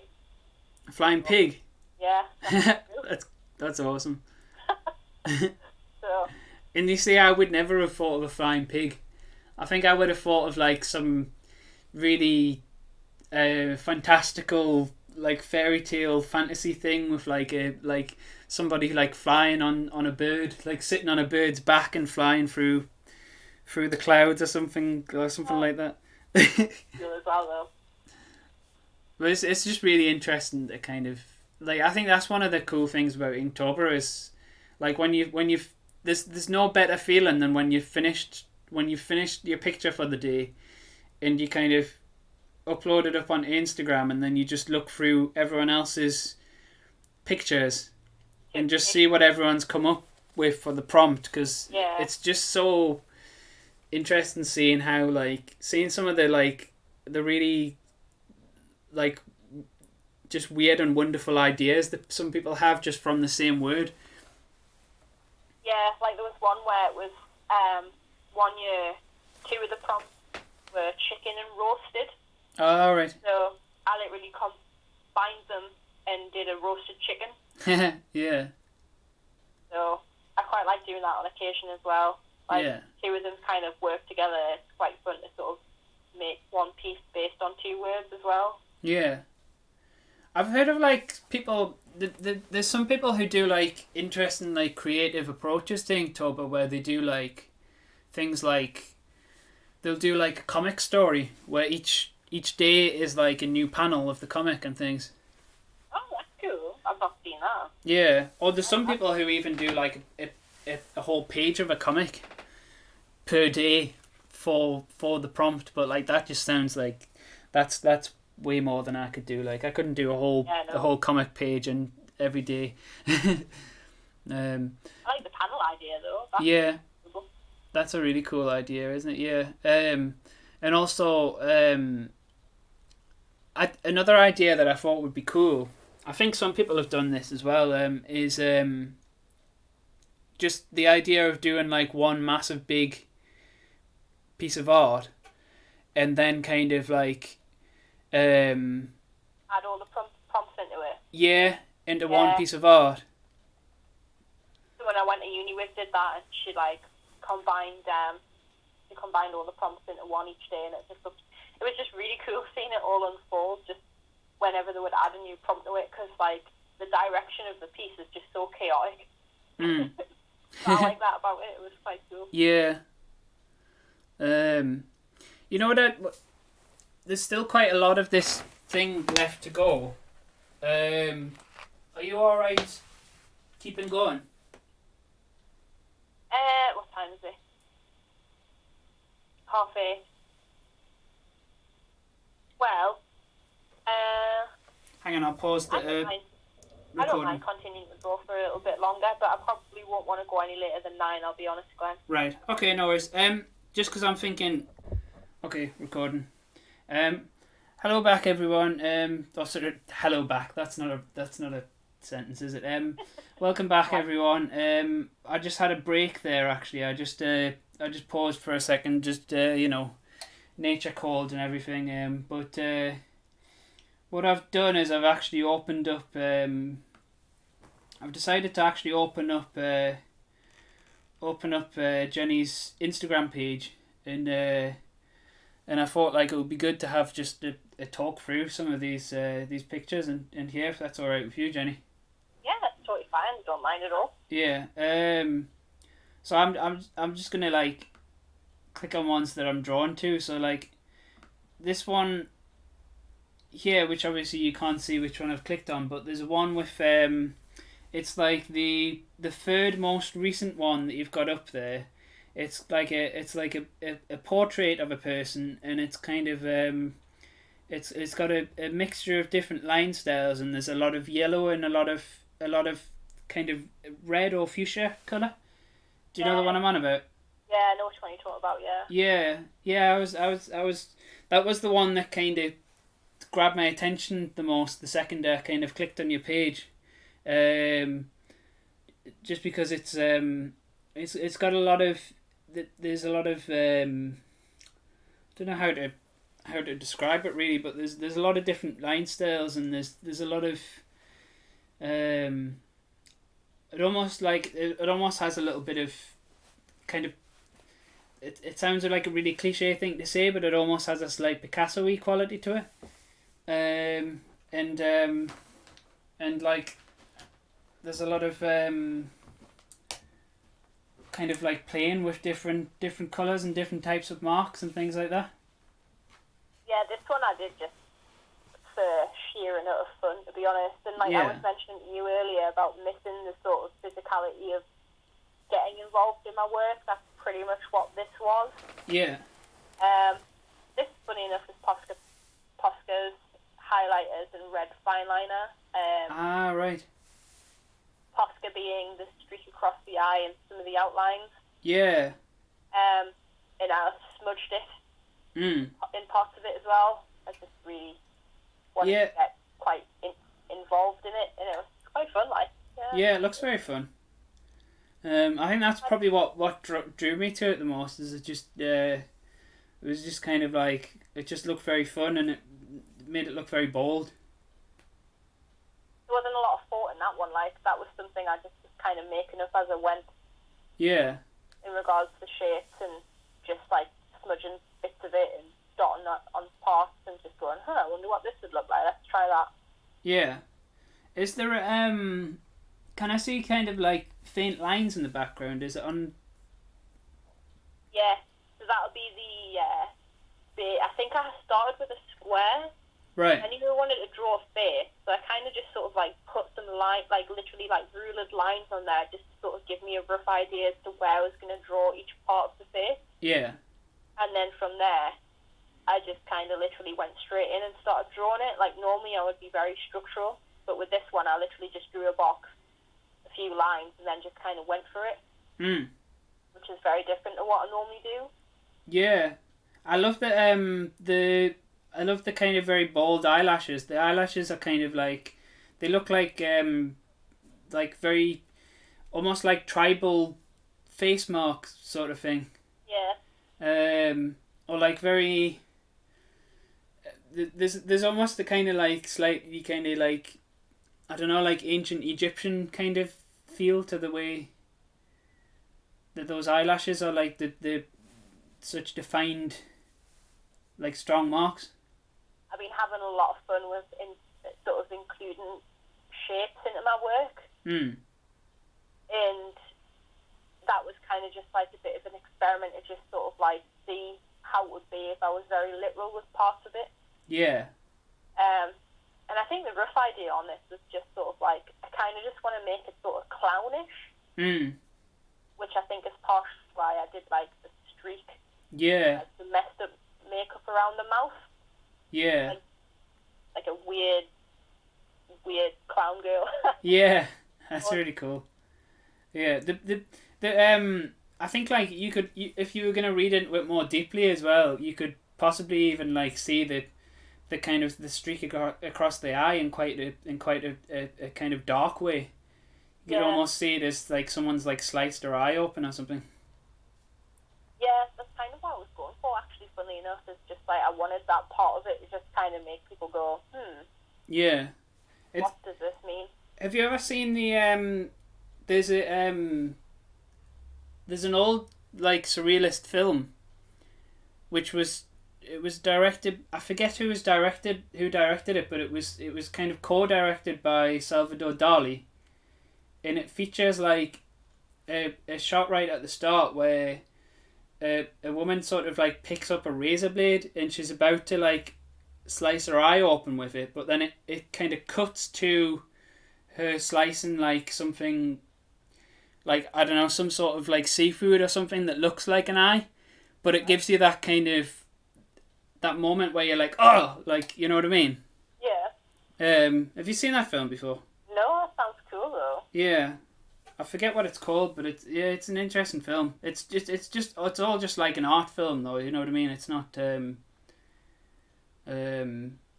it's not really got any story to it or anything. I like movies like that though. Yeah, me too. Kind of sort of got little reactions out of you depending on what's on the screen. Yeah. I think that's really clever filmmaking, to be honest, when you can get such a raw reaction out of somebody. Yeah. Yeah, definitely. Watch that though. That sounds quite interesting. I forget, to be honest. I'd have to look it up. I mean, you'd be able to find it on Wikipedia if you looked up like Salvador Dali, and I don't know, there'd probably be something about it on there. I didn't even know he was in movies. Yeah, I think he's kind of. I think he toyed with it a little bit. It's obviously it's not what he's mainly known for. I mean, I think Salvador Dali did all sorts of things. I mean, I think towards the end of his life, he did like TV commercials and all sorts. Really? Yeah. That seems very like out of character for him, just based on his work. I just would never have pictured him to do something like that. Yeah. Well, I mean, I think it's very jarring against the Surrealist movement, because the Surrealist movement was like very, like, I guess you could say it was very like against sort of, you know, modern, the kind of emergence of modern day consumerism and things like that. Yeah. As a movement in general. I think Salvador Dali was a bit of an outlier though in the Surrealist movement. I think a lot of the other Surrealists didn't really like him very much. And it wasn't just because of how famous he was, because I don't think he was more famous than them at the time. I think it's more like since that he's become more famous than the other Surrealists. But I think he was a bit of an outlier in terms of like he had a slightly different approach. I think he was a little bit less like serious some of the time, but to be fair, I think a lot of his work is quite serious, but I think the way that he kind of presents himself is very, you know, like flamboyant. He sort of plays a character, doesn't he? Yeah. Yeah. I always wondered that about him, whether or not his sort of aesthetic was sort of made up, like as a character, or if that was just his personality. It's very hard to tell. I think it's probably a combination of both, isn't it? Yeah, it probably will be. I mean, he did have a pet anteater, didn't he? Did he? Oh, right. Yeah, there's like, I don't know if it was a pet, but I do recall seeing a picture of him walking an anteater or something. Yeah. I think, I almost think like sometimes, I think his kind of, the way that he presented himself, that sort of character that he played, almost in some ways kind of took away from his work a little bit, would you say? Yeah. Because I think when you see him kind of, particularly in his later life, when you see these videos of him just kind of goofing around and deliberately being weird, for the sake of being weird, it kind of it gives you a strong impression of what he's about, which might not necessarily be the same as what his work's about a lot of the time. I would agree with that. Yeah. Like apparently, like Andy Warhol gave Salvador Dali one of his Marilyns, and when Dali was given this work by Andy Warhol, he and this was like in the middle of a restaurant, he put it down on the floor immediately, unzipped his trousers and pissed on it. No way, really? Yeah, and like apparently like Andy Warhol like loved it. You know, he wasn't like offended by it. He But it was like, but I don't know. I don't know. I think like staging kind of public spectacles like that. I don't know. I mean, what do you think of that? Do you think it's an interesting topic actually? Because I think like recently I was watching an interview with it was a conversation between Grayson Perry and some art writer who had just I forget what you call her, but she had just wrote a book about like what is an artist sort of thing, and I'll be honest, it was starting to really get on my nerves this interview because like I was kind of like, well, I mean at the end of the day, I'm not really. I don't know how interested I am in the kind of the I don't know the kind of persona. She was, going into a lot of detail about the kind of persona that an artist kind of creates around themselves. Yeah. And I don't know. I kind of think like I sometimes get a bit sick of that. I'm not really too bothered about the persona that an artist creates around themselves to a certain extent. I mean, I think everyone cares about it a little bit. It's obviously going to affect the way that you see someone's work, but I don't know. What do you think about that? What do you think of like kind of artists that create like personas for themselves and I think there's no issue with it if it plays into the work. But if I find if it takes away from another element, if the balance isn't right, for example, or if it's very obvious that the entire reason they're acting the way they are is to sell, to sort of gain momentum in terms of popularity, because it's very obvious for some. I think then that's when it kind of sort of blurs the line of whether or not it's actually their message or not. It's just kind of becoming commercialized and becoming something it shouldn't be. Like, sort of, when you look at certain artists, for example, like musicians, there's one in particular that aesthetically I absolutely love called Jasmine Bean. Called who? Her work is like really, it's just really weird. Like the music's really weird. Knows her entire aesthetic, like what she presents in her videos and herself. They work together. And that's an example of something where I find that the person and the product are sort of joined sort of harmoniously. And it's not done in a way that isn't genuine. And that's how I feel, because it's like, it's just their expression, it's their self-expression.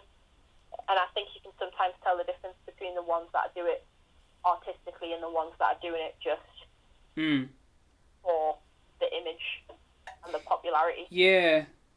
I mean that's an interesting topic because also like I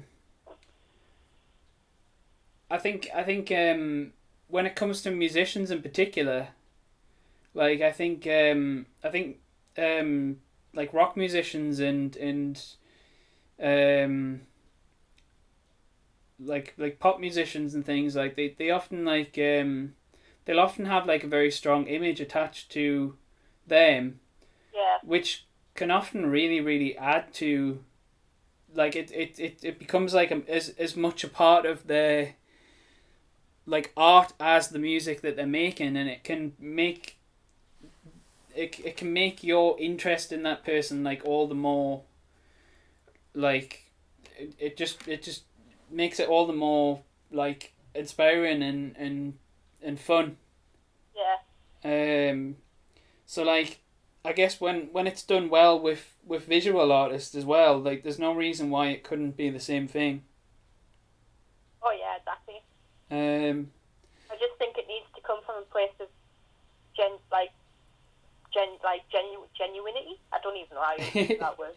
Yeah. But like as something that is there to sort of elevate the thing that they're already creating. Yeah.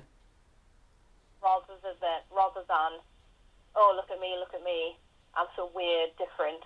And like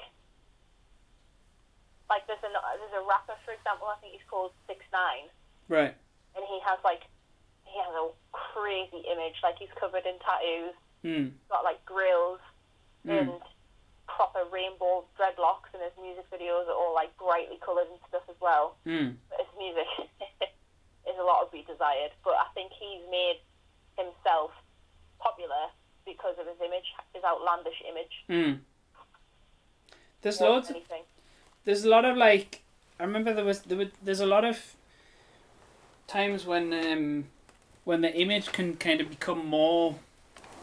It can end up taking over the music a little bit, can't it? Sometimes. Yeah, exactly. Like there's a lot of like sort of like shock rock. There's all sorts of like kind of subgenres of like stuff that, you know, like I think the original one was, they would call it shock rock, and that was kind of, you know, like Alice Cooper, like wearing Makeup and stuff. makeup and yeah, and like and being a bit kind of gothic, and there's all sorts of different like sort of subgenres of punk and garage rock and stuff that are all kind of based around, like I think there's one called like Death Punk or something, where it's like, you know, punk bands who come out wearing like white makeup and playing kind of songs that are very like about old horror movies and things like that. And I think like it's certainly interesting to a certain extent, but then like sometimes when you look underneath that, it's sort of like you kind of feel like, well, I think this band has just gotten together because they like wearing costumes, and you know, good for them, you know, if that's what they like, then fair enough. But for me, I do feel like if there's been a lot of times when I've found a band like that, and I've been very, very interested in them because of the way that they look, because they have this such a kind of bold appearance and stuff. Yeah. And then when I look at the music, I'm just kind of like, well, I just can't imagine just buying an album of this and just sitting and listening to it. You know what I mean? I can't imagine listening to this over and over again or anything. Like there's not enough substance there. Yeah. To keep me. Quite a lot of bands that fall into that category, to be honest, where they're selling just based on aesthetic. Yeah. And the quality of the actual product they're putting out. So with stuff like that, I always strip it back and just think, like, okay, is every element of this good, or is it just one part of it that is good? And I just feel like if it's one or the other, then a lot of the time I just feel like they're hiding. Again, going back to like looking at your own flaws, I just think they hide certain parts of like their own downfalls by upping another element of it. So the aesthetics, for example, they use that to hide the fact the quality of the thing they're producing is not very good. Instead of addressing that and saying, okay, well, we need to then focus a bit more on that. On the flip side of that as well, like there's also some bands that have a very, very strong stage presence and strong kind of like appearance and kind of strong gimmick, where you look at the music and the music does actually match that as well, like, which is like, I think that's really awesome when you find that. I mean, I could list quite a few bands that I think are like that. Have you ever heard of the Japanese band X-Girl? Oh no, I haven't. They're really interesting. They kind of they have a very wild stage presence with like very kind of bold, colourful costumes and crazy wigs, and they wear like two-dimensional cut-out haircuts and all sorts of things like that. But like when you listen to the music is also completely bonkers, and it's like really amazing. I've got one of their albums. I've got what's the album I've got again? Something like Back to the Monokiro or something like that. What the hell? You have see, I've forgotten all. I've even started to forget the albums that I've got now. That's worrying, isn't it? When you I can imagine you've probably got loads of music though, Glenn. You've always been into your music. yeah. But like they've got one song called like the song's like it's like a Japanese title, so I can't even remember it. But but it's like it's really good. It's a shame, It's a shame the copyright on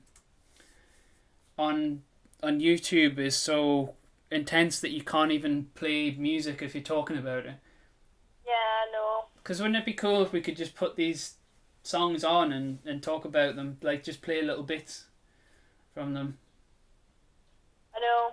I think it should be a platform where you should be allowed to sort of I mean, it's just an opinion, isn't it, on something, isn't it? Yeah. Well, the interesting thing is it's an area where the law is different to the way that copyright is actually enforced on YouTube, because by law you're allowed, one of the exceptions to copyright is that you can like play a sample of something if it's for the purposes of critique, for example. Oh, right. So there's no law. There's no like law to stop us from just playing a song and talking about it.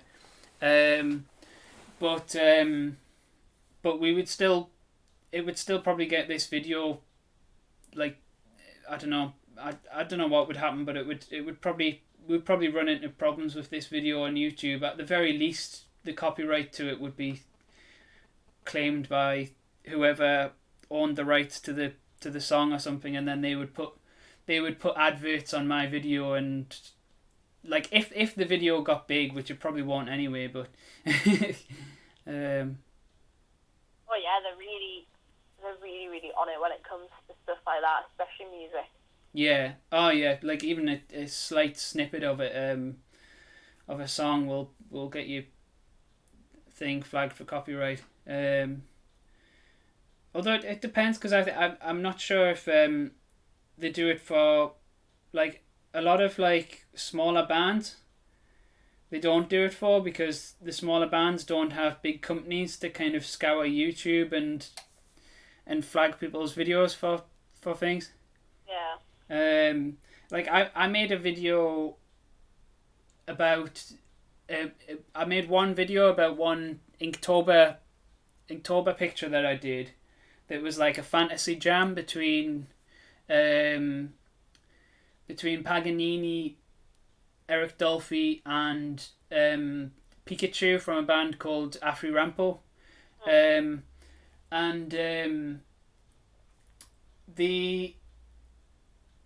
The owners of I played like a recording of a performance of a Paganini piece by a guy called Jascha Heifetz, a violinist called Jascha Heifetz, I think he was called, and his estate claimed copyright on my video. The whichever record company owns Eric Dolphy's music claimed copyright on my video, but Wow. but no one claimed it on behalf of Pikachu from Afri Rampo, because like I guess she's too like independent to have, you know what I mean, like I don't think she has the business around her to, you know what I mean. So it's yeah. so it's bizarre, because it's like, I mean, like if they ever did put adverts on my video, which I don't think will happen, because like, it's not got anywhere near the amount of views to make it worthwhile. But like if they did, it's kind of a bit, and if they were making money from it, then it's kind of a bit unfair on her, really, because she doesn't have the kind of the business around her to be able to do that. So it shows how it's kind of, it's a rule that's designed to benefit people who are kind of part of very large companies. Oh yeah, well I mean, if you've got the money, you can do whatever you want, basically. Yeah. If anything. Yeah. But anyway, I That's think fine. we could go down a whole rabbit hole about about music copyright and things. Yeah, I looked up on Wikipedia what the name of that album was. It's called Endangered Species All right. Okay. by a band called X Girl. Yeah, the second song on it, which is called Hetekori no Otokotu. Yeah. That's a memorable title. But anyway, that song's amazing. That second track. You've been into like Japanese bands, like, haven't you? You've always been into your Japanese bands, like, haven't you? I think I went through like a very strong phase in my kind of late adolescence of being particularly into the Japanese noise rock scene. Yeah. Because like I like things that are I've always liked punk music because of how kind of primal it is, and I guess sort of how untrained it is and stuff, and kind of rough around the edges it is. But I've also always liked music which is more ambitious in its scope and in its what it tries to do. You know, I've always kind of found unusual sounding things interesting. So obviously the problem with a lot of punk is punk can often end up being very like short songs, and you know, you kind of almost know what you're getting from the band from just hearing one song. Do you know what I mean? Yeah. So a type of music that kind of combines what I like about punk with what I like about like other genres like krautrock and prog rock and stuff is the Japanese noise rock scene. It's very interesting. Remember you introducing a band to me absolutely years ago, which was a Japanese band, and they were all wearing boiler suits, I think. All right. Can't remember what they're called now for the life of us, but there's quite a lot of bands that wear boiler suits. They were like orange jumpsuits. Orange jumpsuits. They were all wearing an orange jumpsuit, and I think one of the main guys had a beanie on, like a bright yellow beanie. All right. Japanese band. Can't remember it now. I can't think who that would be. Unless it was just in one live performance that they were wearing it. Possibly. Yeah. Oh well, anyway, that's an interesting thing. Yeah.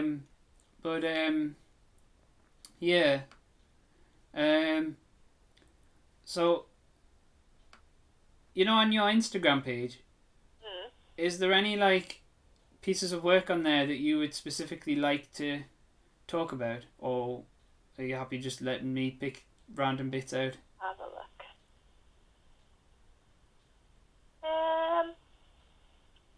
I'd probably say the how many tiles is it down? 1, 2, 3, 4. The fifth tile down. The fifth tile. And it's the one of the like bright pink gooey monster. Bright pink gooey monster. Wearing denim, double denim.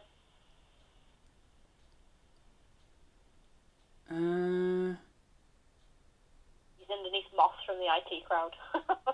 All right. Oh, that seems much further than 5 tiles down. Oh, were you counting them? You weren't counting them in threes. My phone. Were you counting them like down? All right. Aye. Okay. Yeah. This big gooey monster thing. Yeah, I see it now. So this is like it's like a person sitting on the ground, and they've got shoes that are shaped like crocodiles or alligators. I really want those shoes.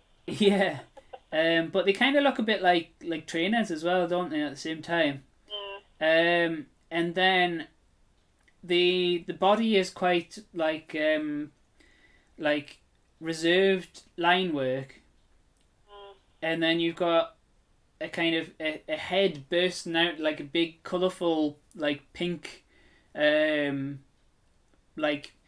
head just kind of bursting out and going around in a big circle, and it's got little arms coming off it and stuff. This kind of big thing that's coming out of the neck, and that's Pretty weird. yeah, and that's also the same color as the hands as well. And the hands are a little bit more normal. But yeah, and then he has the word help written on his t-shirt. And in the background is all black, and in the background there's kind of lots of little kind of what look like splodges or splashes around. Yeah, that's an interesting piece. Yeah. Tell us some more about that. So the reason I picked this one was mostly just because it was a new experiment again that I hadn't tried before, where I sort of used negative colour and used the background element to sort of colour in the body, and then sort of had this bright juxtaposition compared to the rest of it.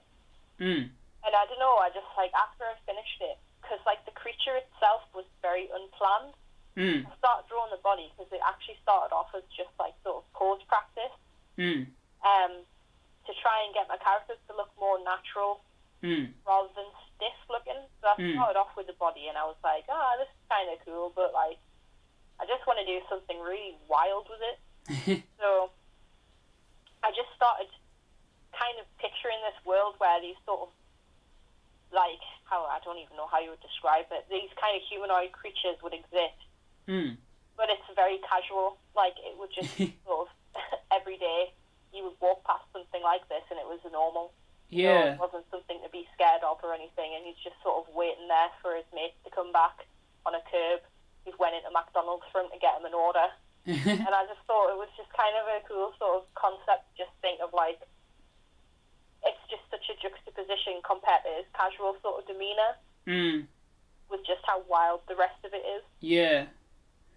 I think you have got it very the what were you saying you were trying to do with the body, like just make it less stiff and more of a casual pose.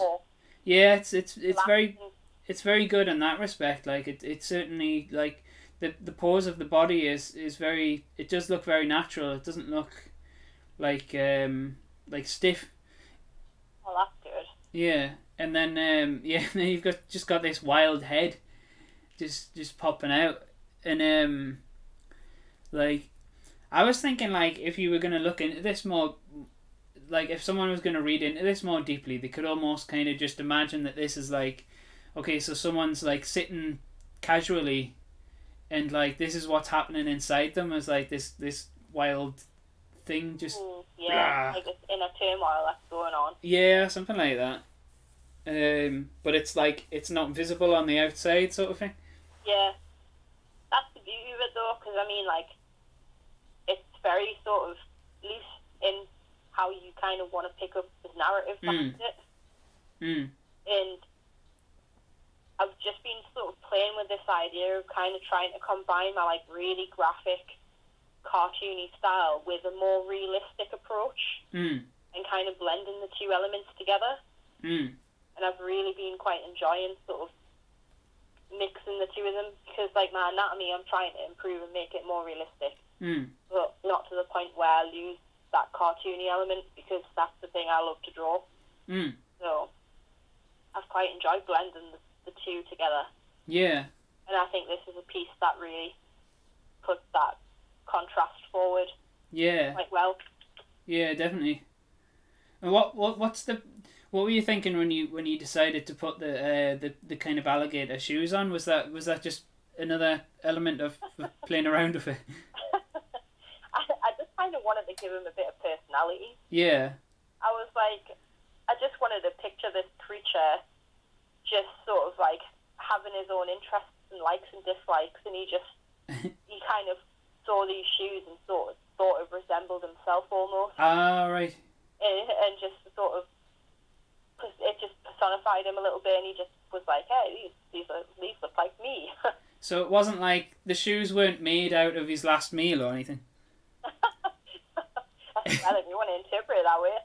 Like, do you think, like, I think it makes him look more scary, because it's like it's just kind of like he kind of like just walking casually, along the side of a river or something, and then just like sees a crocodile down there, and the crocodile goes for him, and he's just immediately just attacks the crocodile and just devours it, and then coughs out its head, and then makes some shoes from its head, and then after that it has to find like another crocodile, because it's I've got one shoe, I want them to match, so maybe he went through like 10 crocodiles before he found one that suited his style perfectly. Yeah, you need to get two that look similar as well as making shoes out of them. 20 crocodiles. Yeah, he had to eat 20 crocodiles in order to. Yeah, he's lethal. Don't mess with him. I suppose humour's always played quite a large part in my work. Yeah. To a degree. I can see that. Wanted it to be fun. Yeah, because I mean that was the piece that we talked about before with the duck Elvis. Yeah. Yeah, that was very humorous. I just love just crazy loud colours. Mm.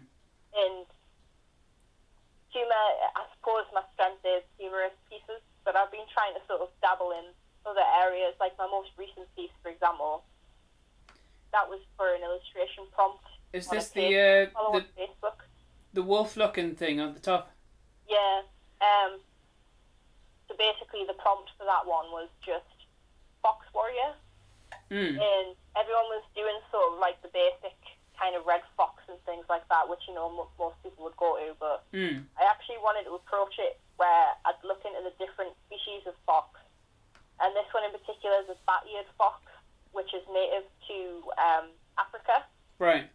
So that's kind of where the inspiration came from for the actual clothing. Mm. And in this one I sort of played around with a few different brushes, sort of trying to add some more background elements into it, because again I'm still struggling with that, so I'm trying really hard to kind of embrace that a little bit more in my newer stuff. Mm. But that's another example of the sort of more realistic, cartoony thing that I'm trying to go for at the moment. Not as humorous as my other pieces, it's quite solemn. Yeah. It's nice though in that respect. I think I like seeing the more serious side of you come through in your work. Yeah. It seems quite like empathetic. Like I think it almost feels like you have a fondness for this, like this fox. Or an understanding of. Feel really quiet. Hmm. Like if you like looking at it, it just feels very still. Hmm. And like just the birds in the background kind of flying off, and that's the only noise you'd hear. Hmm. I think that's what I was trying to convey. Hmm. Just like this warrior that's just needing to take some time to recuperate. Yeah. But I'm trying to do similar to itself and like trying to kind of build a narrative around the things that I create. So I feel like a lot of the time it really helps with what you're actually putting down on paper. Oh, definitely, yeah. Have a story behind what you're doing. Oh, you've got a story on the side of it, don't you? I probably can't read that in full because I'm on my laptop, which means I can't use Instagram as well as I can if I have the app. Which, funnily enough, I've got the phone app of Instagram on my desktop computer. Oh, right. Okay. Yeah, because I've got like some what do you call it again? The software, like an emulator. The kind of I've got like an emulator on my desktop that can get like phone apps on my desktop computer, kind of. Right. And use them as phone apps. Oh. It's quite a useful thing, like, because it means I don't have to have a smartphone. You know me, I've never had a smartphone. Yeah, to be fair, I mean they die in like 2 years anyway, so yeah. Not really missing much. Yeah. Well, it's funny because I mean I think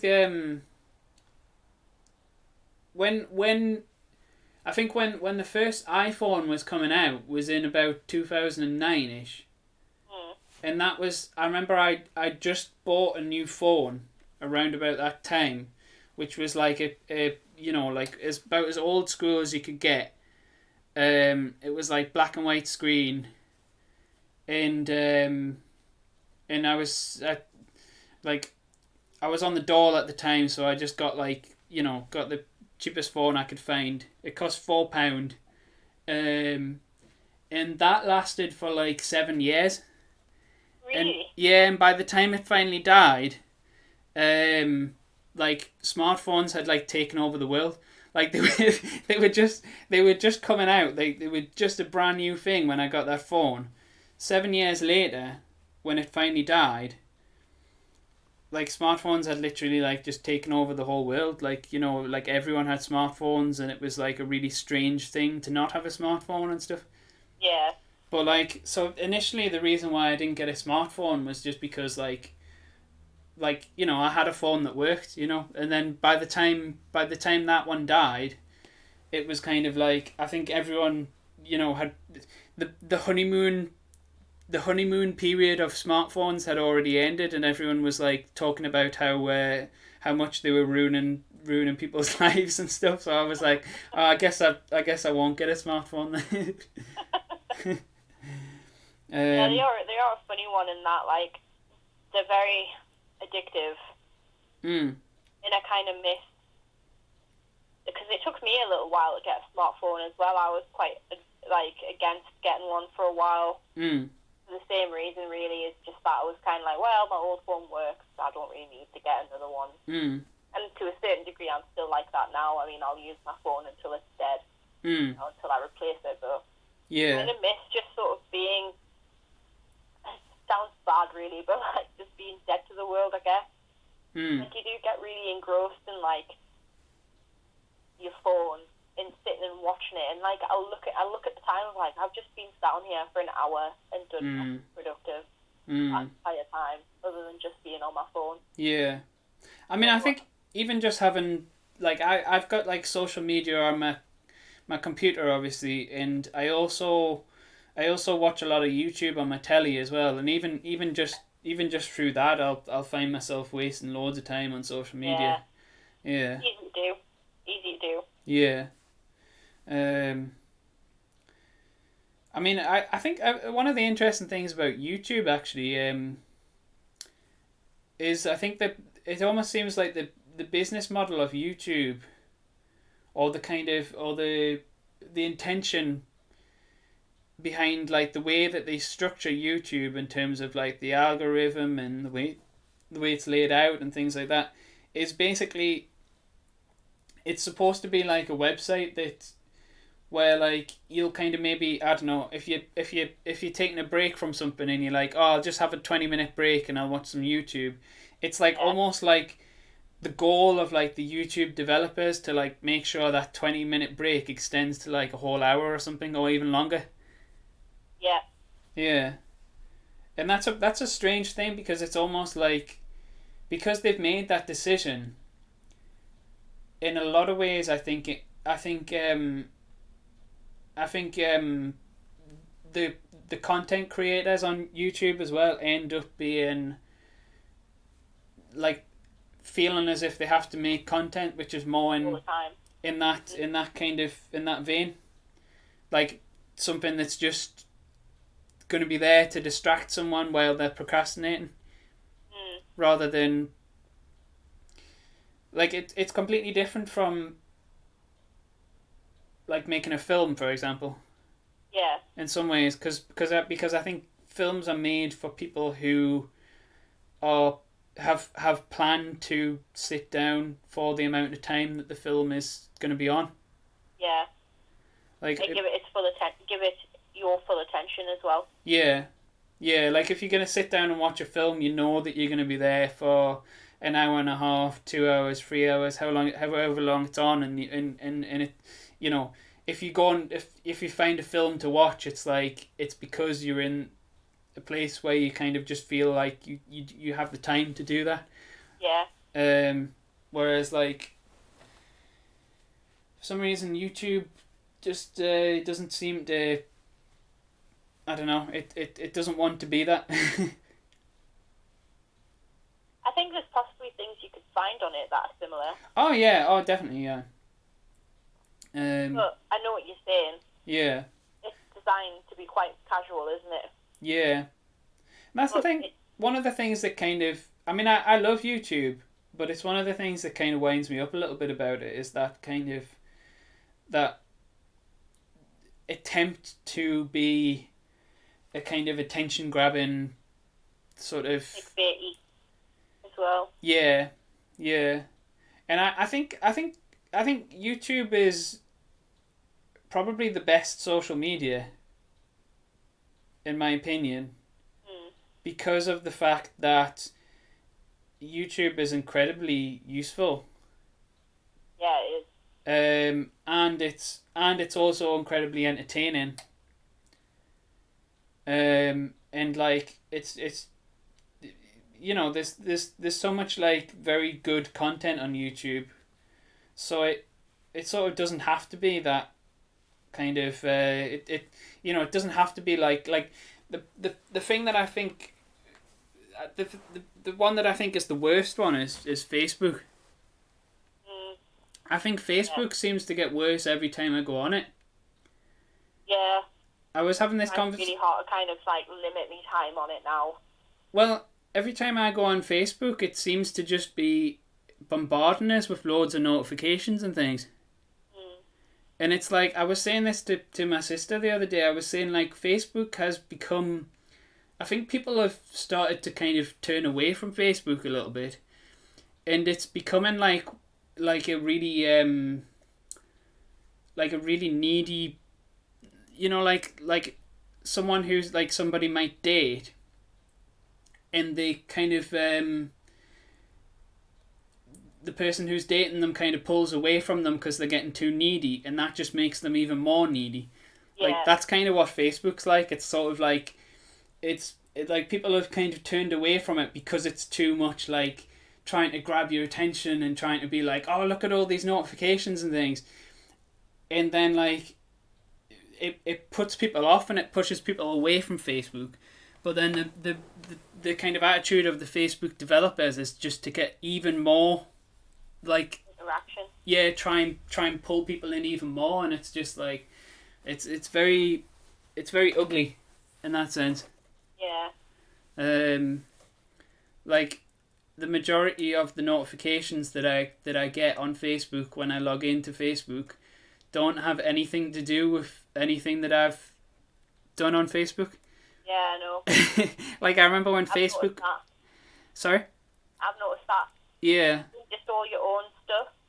It used to be. It used to only be. You used to only get notifications for things that, like people doing something directly to something that you posted. Yeah. But anyway, we could go on about social media forever. That's a conversation that people have had many times. But yeah, this is a really interesting style. This fox. Yeah, when I looked at it after I finished it, I thought it kind of looked sort of Japanesey as well. Which is not intentional, but I can sort of see it. Yeah, yeah. I think that the sky looks very. It makes me think of Africa a lot. I mean, I've never been to Africa, but it makes me think of my kind of imagined version of Africa. Yeah, that's pretty much all I had to go off. Yeah. I'm trying to be a bit more sort of bold with my poses now. I used to be quite frightened of trying poses that I thought would be too difficult to draw. Yeah. But now I'm at a stage where I actually want a difficult pose. Because they're more fun to draw. I've noticed.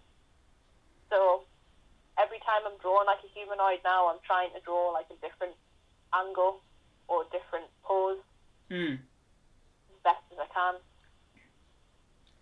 Yeah, I usually have like when I'm drawing stuff that's like pose, I usually have like just an idea of what I want to convey in the in the picture. Mm. I think I've realized like the thing that I tend to be drawn towards, is interiors a lot. Like some people are like landscape artists, some people are portrait artists. I think I like drawing people inside rooms, like doing weird things. Yeah. So like a lot of the time, like with my pictures, I just kind of like pose someone according to, like, almost like I'm trying to create like a narrative with one picture, sort Yeah, like there's so much going on. of like something that's happening where you kind of would look at it and you'd be like, oh, what's happening, sort of. I like yours in that every time I look at it, I'll always find something else to look at. Like, your pieces, there's just so much going on that it takes time to sort of take it all in. But that's not a bad thing, because I actually think that's quite interesting, because normally you would see an image and it would be like, bam, straight away, okay, right, that's what it is. Yeah. With yours, it's like, oh, okay, cool, there's this thing happening in this corner, that's happening over there. Yeah. It's it makes you engage with it more. Yeah. Whereas with me, it's very like impact. Mine's just like bam, that's it. Well, not necessarily, because I mean, I think this one with the fox, I mean, I think I do kind of wonder what's happened with, like, I think I do wonder a lot about kind of where the fox has been, and what he's currently like doing, and what he's currently thinking and things. I want to try and that idea a bit more, like, because I've noticed recently I'll only focus on like one figure. Yeah. And I should really be trying to experiment with drawing like more than one thing. So I might sort of try that next. Yeah. I'm doing this Hades piece at the minute. That's what I'm working on right now. Oh, nice one. Yeah. In I'm drawing Hades sat in a throne of skulls, with Cerberus next to him. Oh, that's cool. So it's going to have more than one element into it, and I'm really kind of working on the details in the throne itself that he's sitting on. Yeah. I'll have to send you a picture of it or something so you can see it, but like, Yeah. I've got, I'm going to have about 20 skulls in it. And there's like limbs like spewing out of the chair. Oh, right. As well. Yeah. So I can imagine that being something that you could have a lot of fun with, like. Oh, I'm really enjoying it. I've drawn Athena as well. Did her first. Yeah. And I'm gonna draw like You're drawing who, sorry? Athena. Athena. Yeah. Who's Athena again? She's the goddess of like wisdom. Ah, right. Oh, cool. She's the one that has the owl. Right. The symbol. Hang on, I'll Google her because I've got my computer here, so I'll Google Athena and I'll see if I can find the Wikipedia page. I've been listening to a TV show on Amazon Prime, which is literally just like, you'd probably really like it actually, but it's literally just episodes that talk about different Greek stories. Ah, right. Episodes themselves are all animated. Oh, that sounds really cool. Really cool style.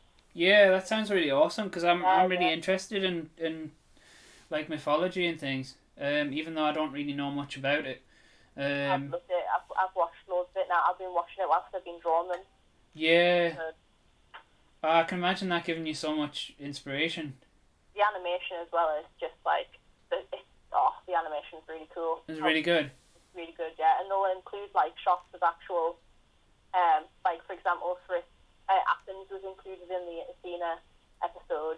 We're talking about like the origin of Athens and stuff based on Athena. And, yeah, it's really cool. You'd probably like it.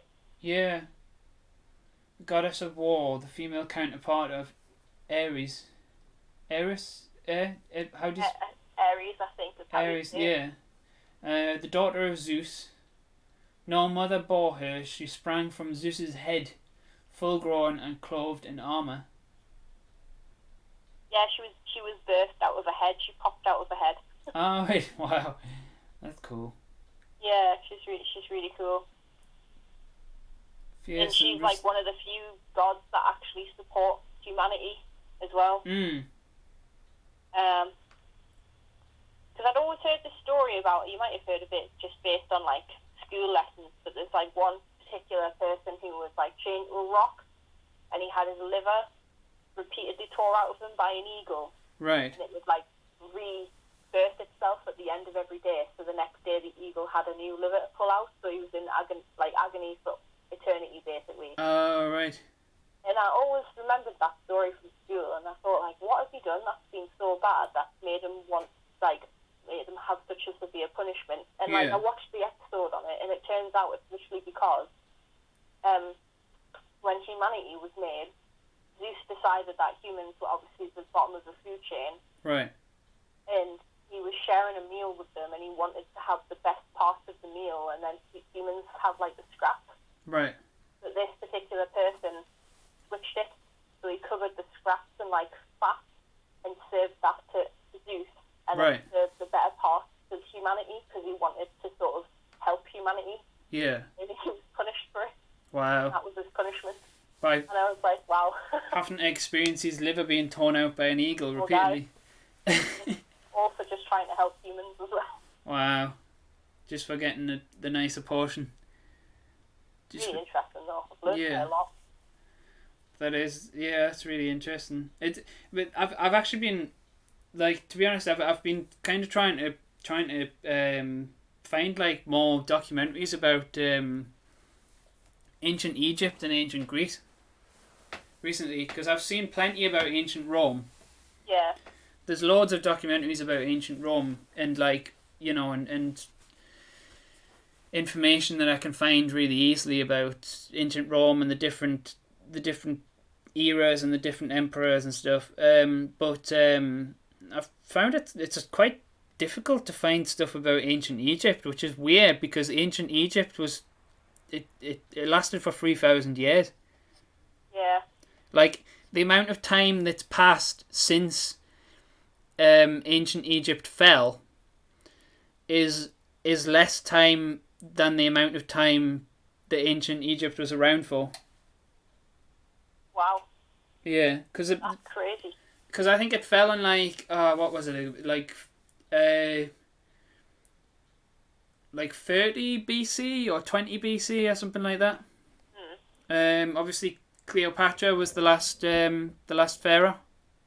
Yeah. And yeah, so that would have been about 2020 or 2030 years ago. Whereas like before that, ancient Egypt was a civilization for about 3,000 years almost. Wow, I didn't think it was going for that long. Yeah. And I found a documentary series on YouTube, but the issue with documentaries about ancient Egypt is the first episode was like right at the very beginning of ancient Egypt and how it was formed and things. And then the next episode was like about something that happened 1,000 years after that. So they missed out 1,000 years in between. And that kind of annoyed me so much. I was like, what's happened in the 1,000 years that in between these two documentaries, for God's sake? I love ancient Egypt. Like, when I went to New York a few years ago. Oh, right. We went to one of the biggest museums in New York. Right. And it was separated into different periods of time, and they had a whole section dedicated to ancient Egypt. And, it was just unbelievable seeing. Like, I actually saw, like, that somehow managed to get a half of a temple into the actual museum. Wow. There was, like, a whole wall of, like, a temple, and it had so many sarcophagus, all the jewelry, artifacts. Yeah. Crazy. And even the security guards in there knew so much history about pieces. Like, we were in another part, which was ancient China, so, like, the dynasty. That's another thing I'd like to know more about. Yeah, same. But it was all this glasswork, and you saw like how glasswork. Did you say? Yeah, like glasswork. Oh wow.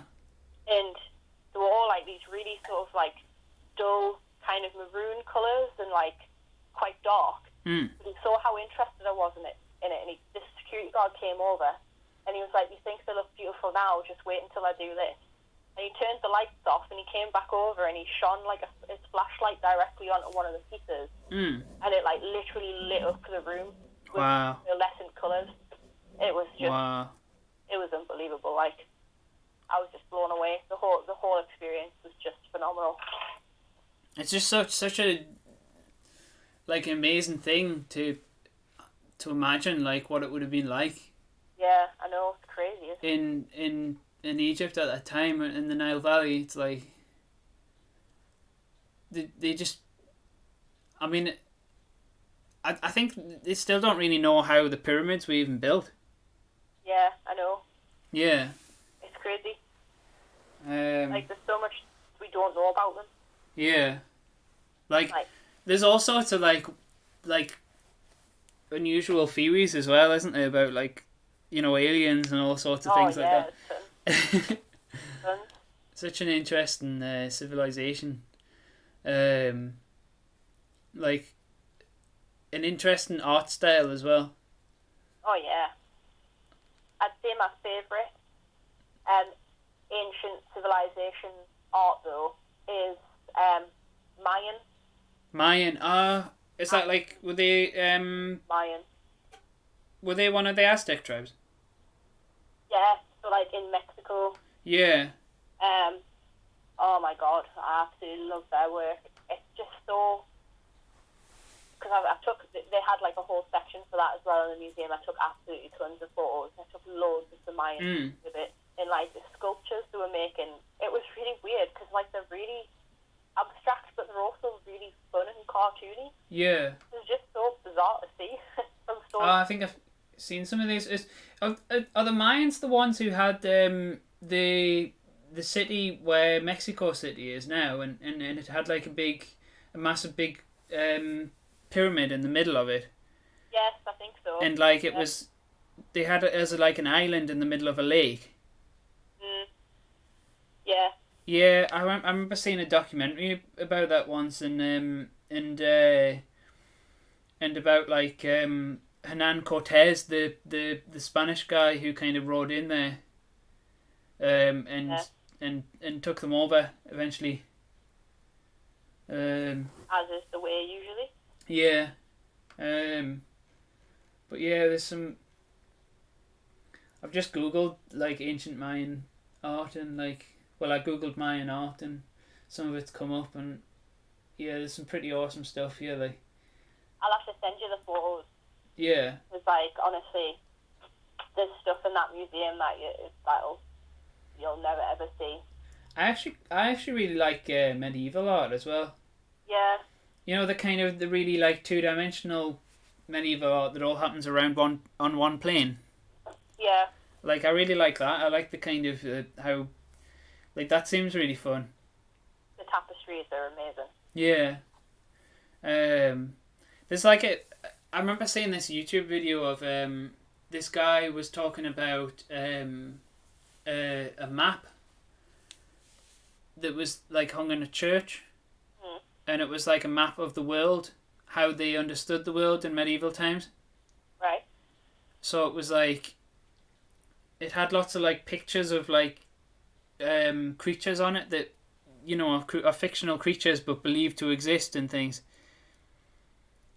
It had all sorts of stuff like that, and it had like Jerusalem right in the middle,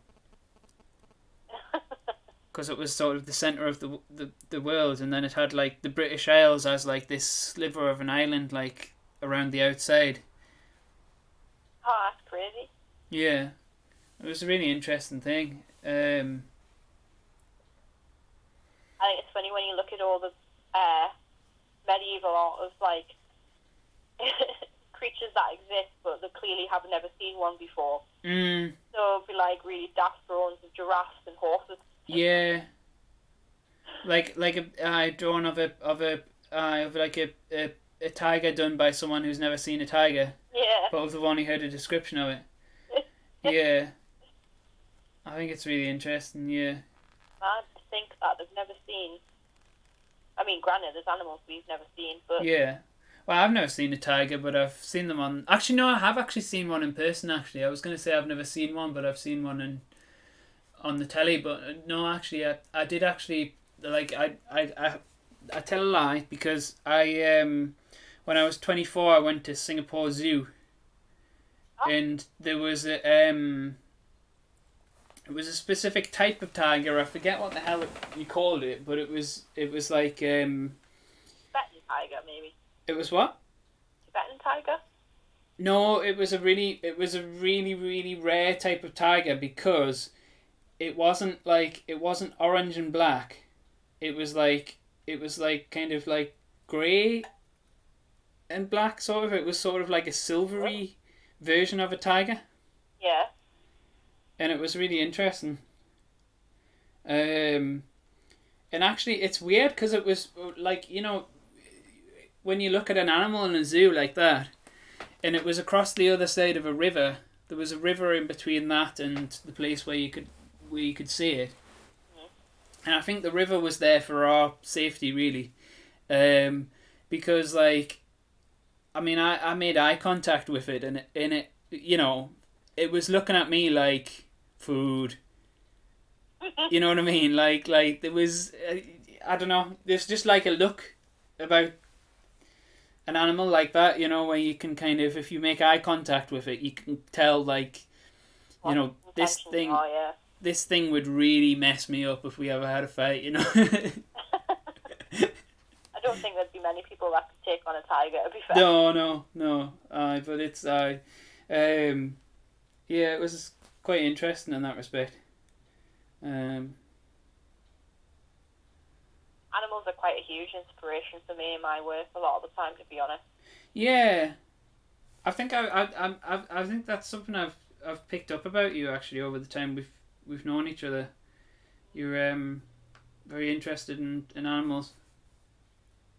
There's just something about them that's just so, I don't know, they're just so exotic, aren't they? But I've been quite enjoying drawing people recently. Yeah. And I've been just trying to make them really diverse. I tend to anthropomorphize animals when I draw them. Like I tend to make them quite human. In some way, shape, or form. Like one of the pictures I did, for Inktober, one of the prompt words was wisp. It was like on the second day, and I did like a really quick. It ended up being quite a quick and sketchy drawing, but there's what the hell do you call them again? There's a type of bird where you call them like a wisp of what the hell was it again? A wisp of. Hang on, I'll try and find the picture so I can tell you because I put it in the description. Hold on a second. A wisp of...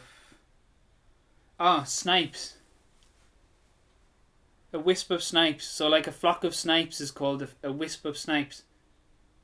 A wisp of snipes? A wisp of snipes. Oh, that's its name? Yeah, that's the name of a flock of snipes, is a wisp. A wisp of snipes. Oh, right. Yeah. And like I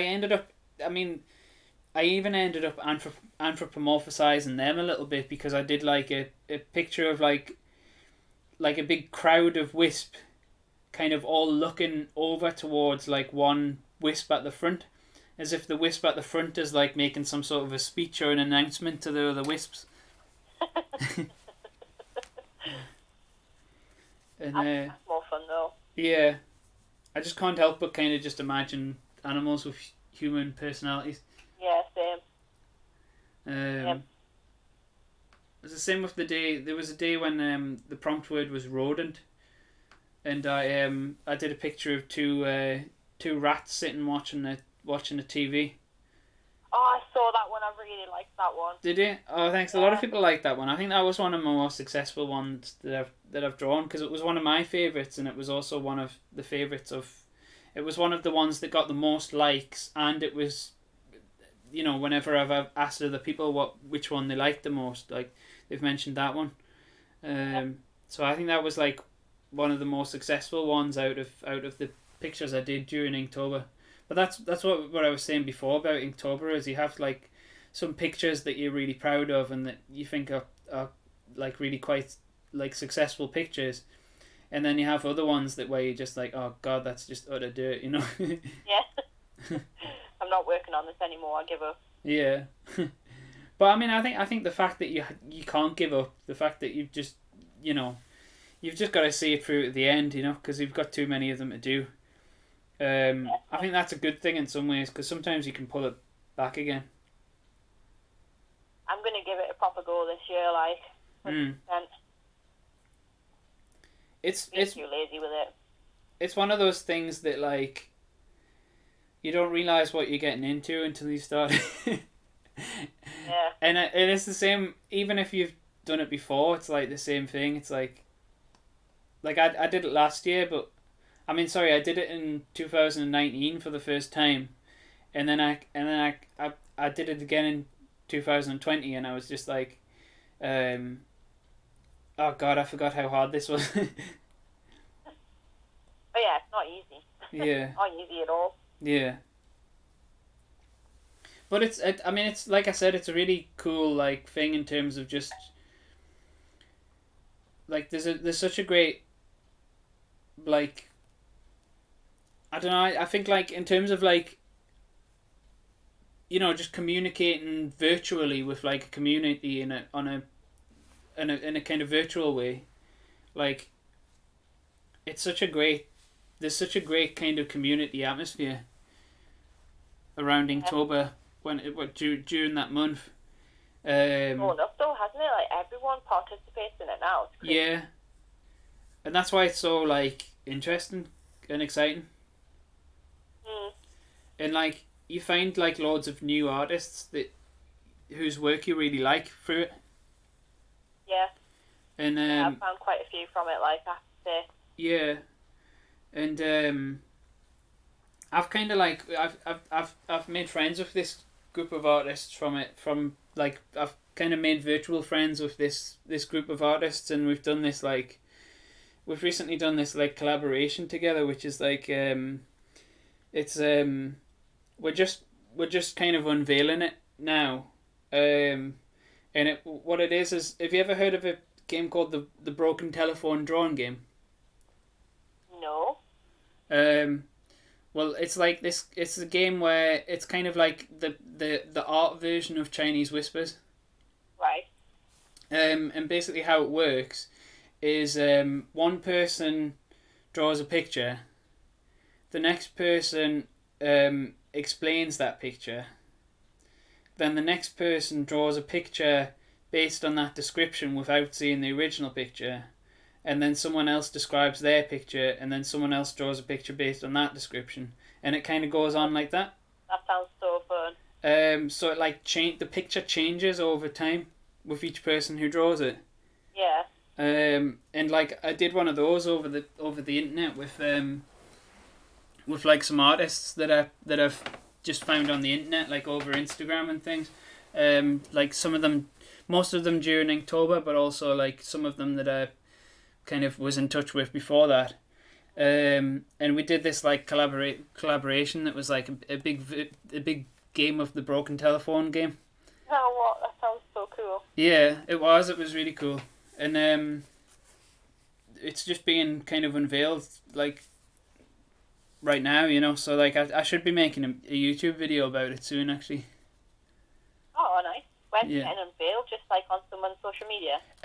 We've got like a Discord group, Oh, cool.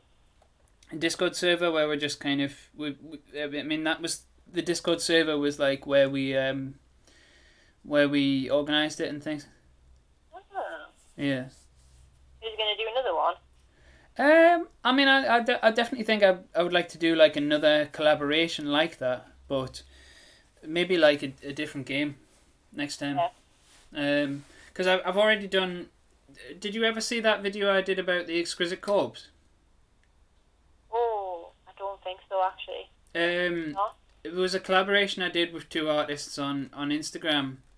That I found on Instagram that I liked. So I asked them if they wanted to do this collaboration with us, which was where we drew like an exquisite corpse. Yeah. Yeah, where I'll explain it to the just in case anyone who's listening to this doesn't know what it is. But basically, the exquisite corpse is basically that game where you fold the paper into 3 sections, and then one person draws a head, and then the next person draws a body without seeing the head, and then the next person draws the legs, and then you kind of unfold them, and you've got this kind of weird looking creature or being that you've created through that. Well, yeah, I did one of those with two other artists that I'd seen on it that I'd whose work I liked on Instagram, and I just got in touch with them and said like, oh, I really like your work. Like, do you want to collaborate and do this? I've got this idea, and they were both like, yeah. So I did. So basically, we did a version of that where it was just done online, and then we just like basically scanned in the when we'd done our section of it, we just scanned it in, and then I just put the 3 bits together on InDesign. I was about to ask how you did it. Yeah. Virtually. Yeah. Cool. We just like basically gave each other the measurements of how wide the neck was and how wide the hips were and stuff, so that the next person could just draw based on those measurements. That's a good idea. Yeah. I mean, it does look a bit... When you see the finished piece, like, it does look like 3 different drawings spliced together, like... but it was still fun. I did that once in a club, and this guy that's like, so he must have been in his like 50s, 60s. He sat watching me playing it, and he said, he asked if he could join in. Oh, right. And I was like, oh yeah, of course. So he ended up drawing part of it, and he ended up drawing Fred Flintstone's head. Oh, nice one. The rest of his body was like a really like scantily clad, big bosomed woman. So it was really funny because it just looked like Fred Flintstone in drag. That's awesome. I'd like to do one.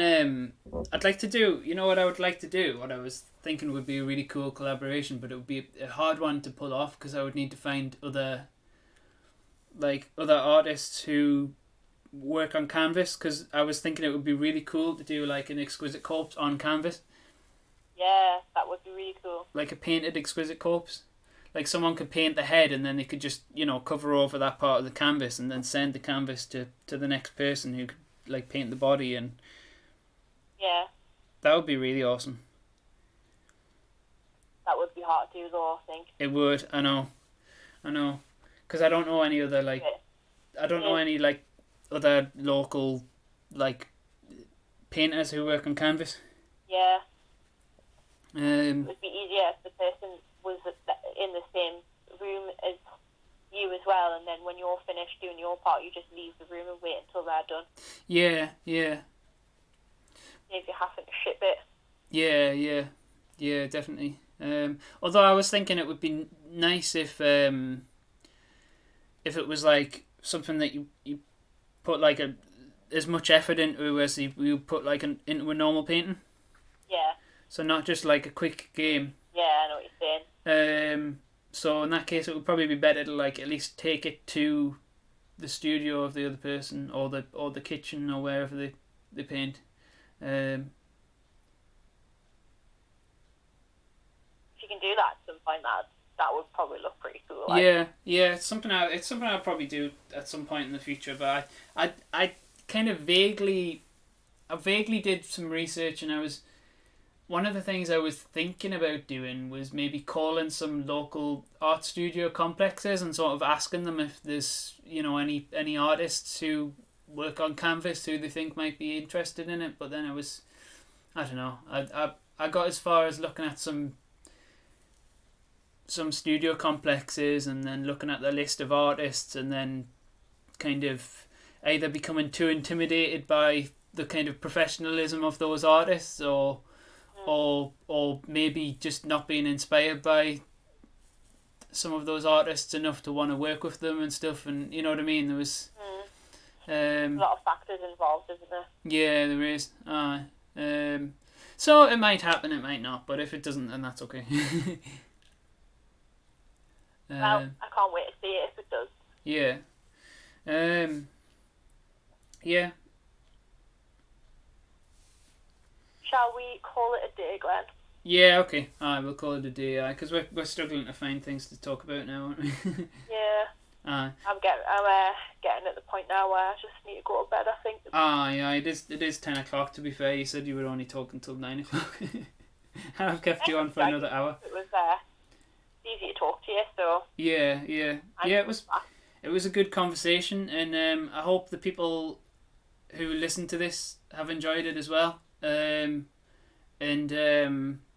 if you did like it, then, you know, subscribe to the channel, like it, all of that kind of stuff. Support my friends, support the channel. Yeah.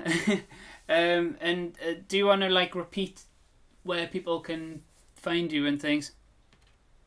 Yeah, of course. So you're probably best off going to my Instagram handle. Like I say, it's Vixis, which is VIXIS.visuals. Search me on there, you should find me. I'm sure Glenn will post my channel and things like that in the description as well, if it's easier. Yeah. And I've got a website too, which sort of takes you to my LinkedIn profile and my Instagram too, which is just Genread Design. We'll throw that in the description box too, and you can find all my social media channels through that as well. It's easier for people. Awesome. Yeah, that's mint. Yeah. Yeah, so if you're listening to this, if you've got all the way through the end, usually what I do actually as well is I give like a little code word that people can type into the comments. Okay. So can you think of a nice code word, Jenny, for people who've listened right to the end? How about Dali? Dali. Yeah. All right. Yeah, that's an interesting one. Yeah. Yeah. So if you've listened right to the end, put the word Dali into your comment, and yeah, thanks very much for listening, and I'll see you guys all around. Goodbye.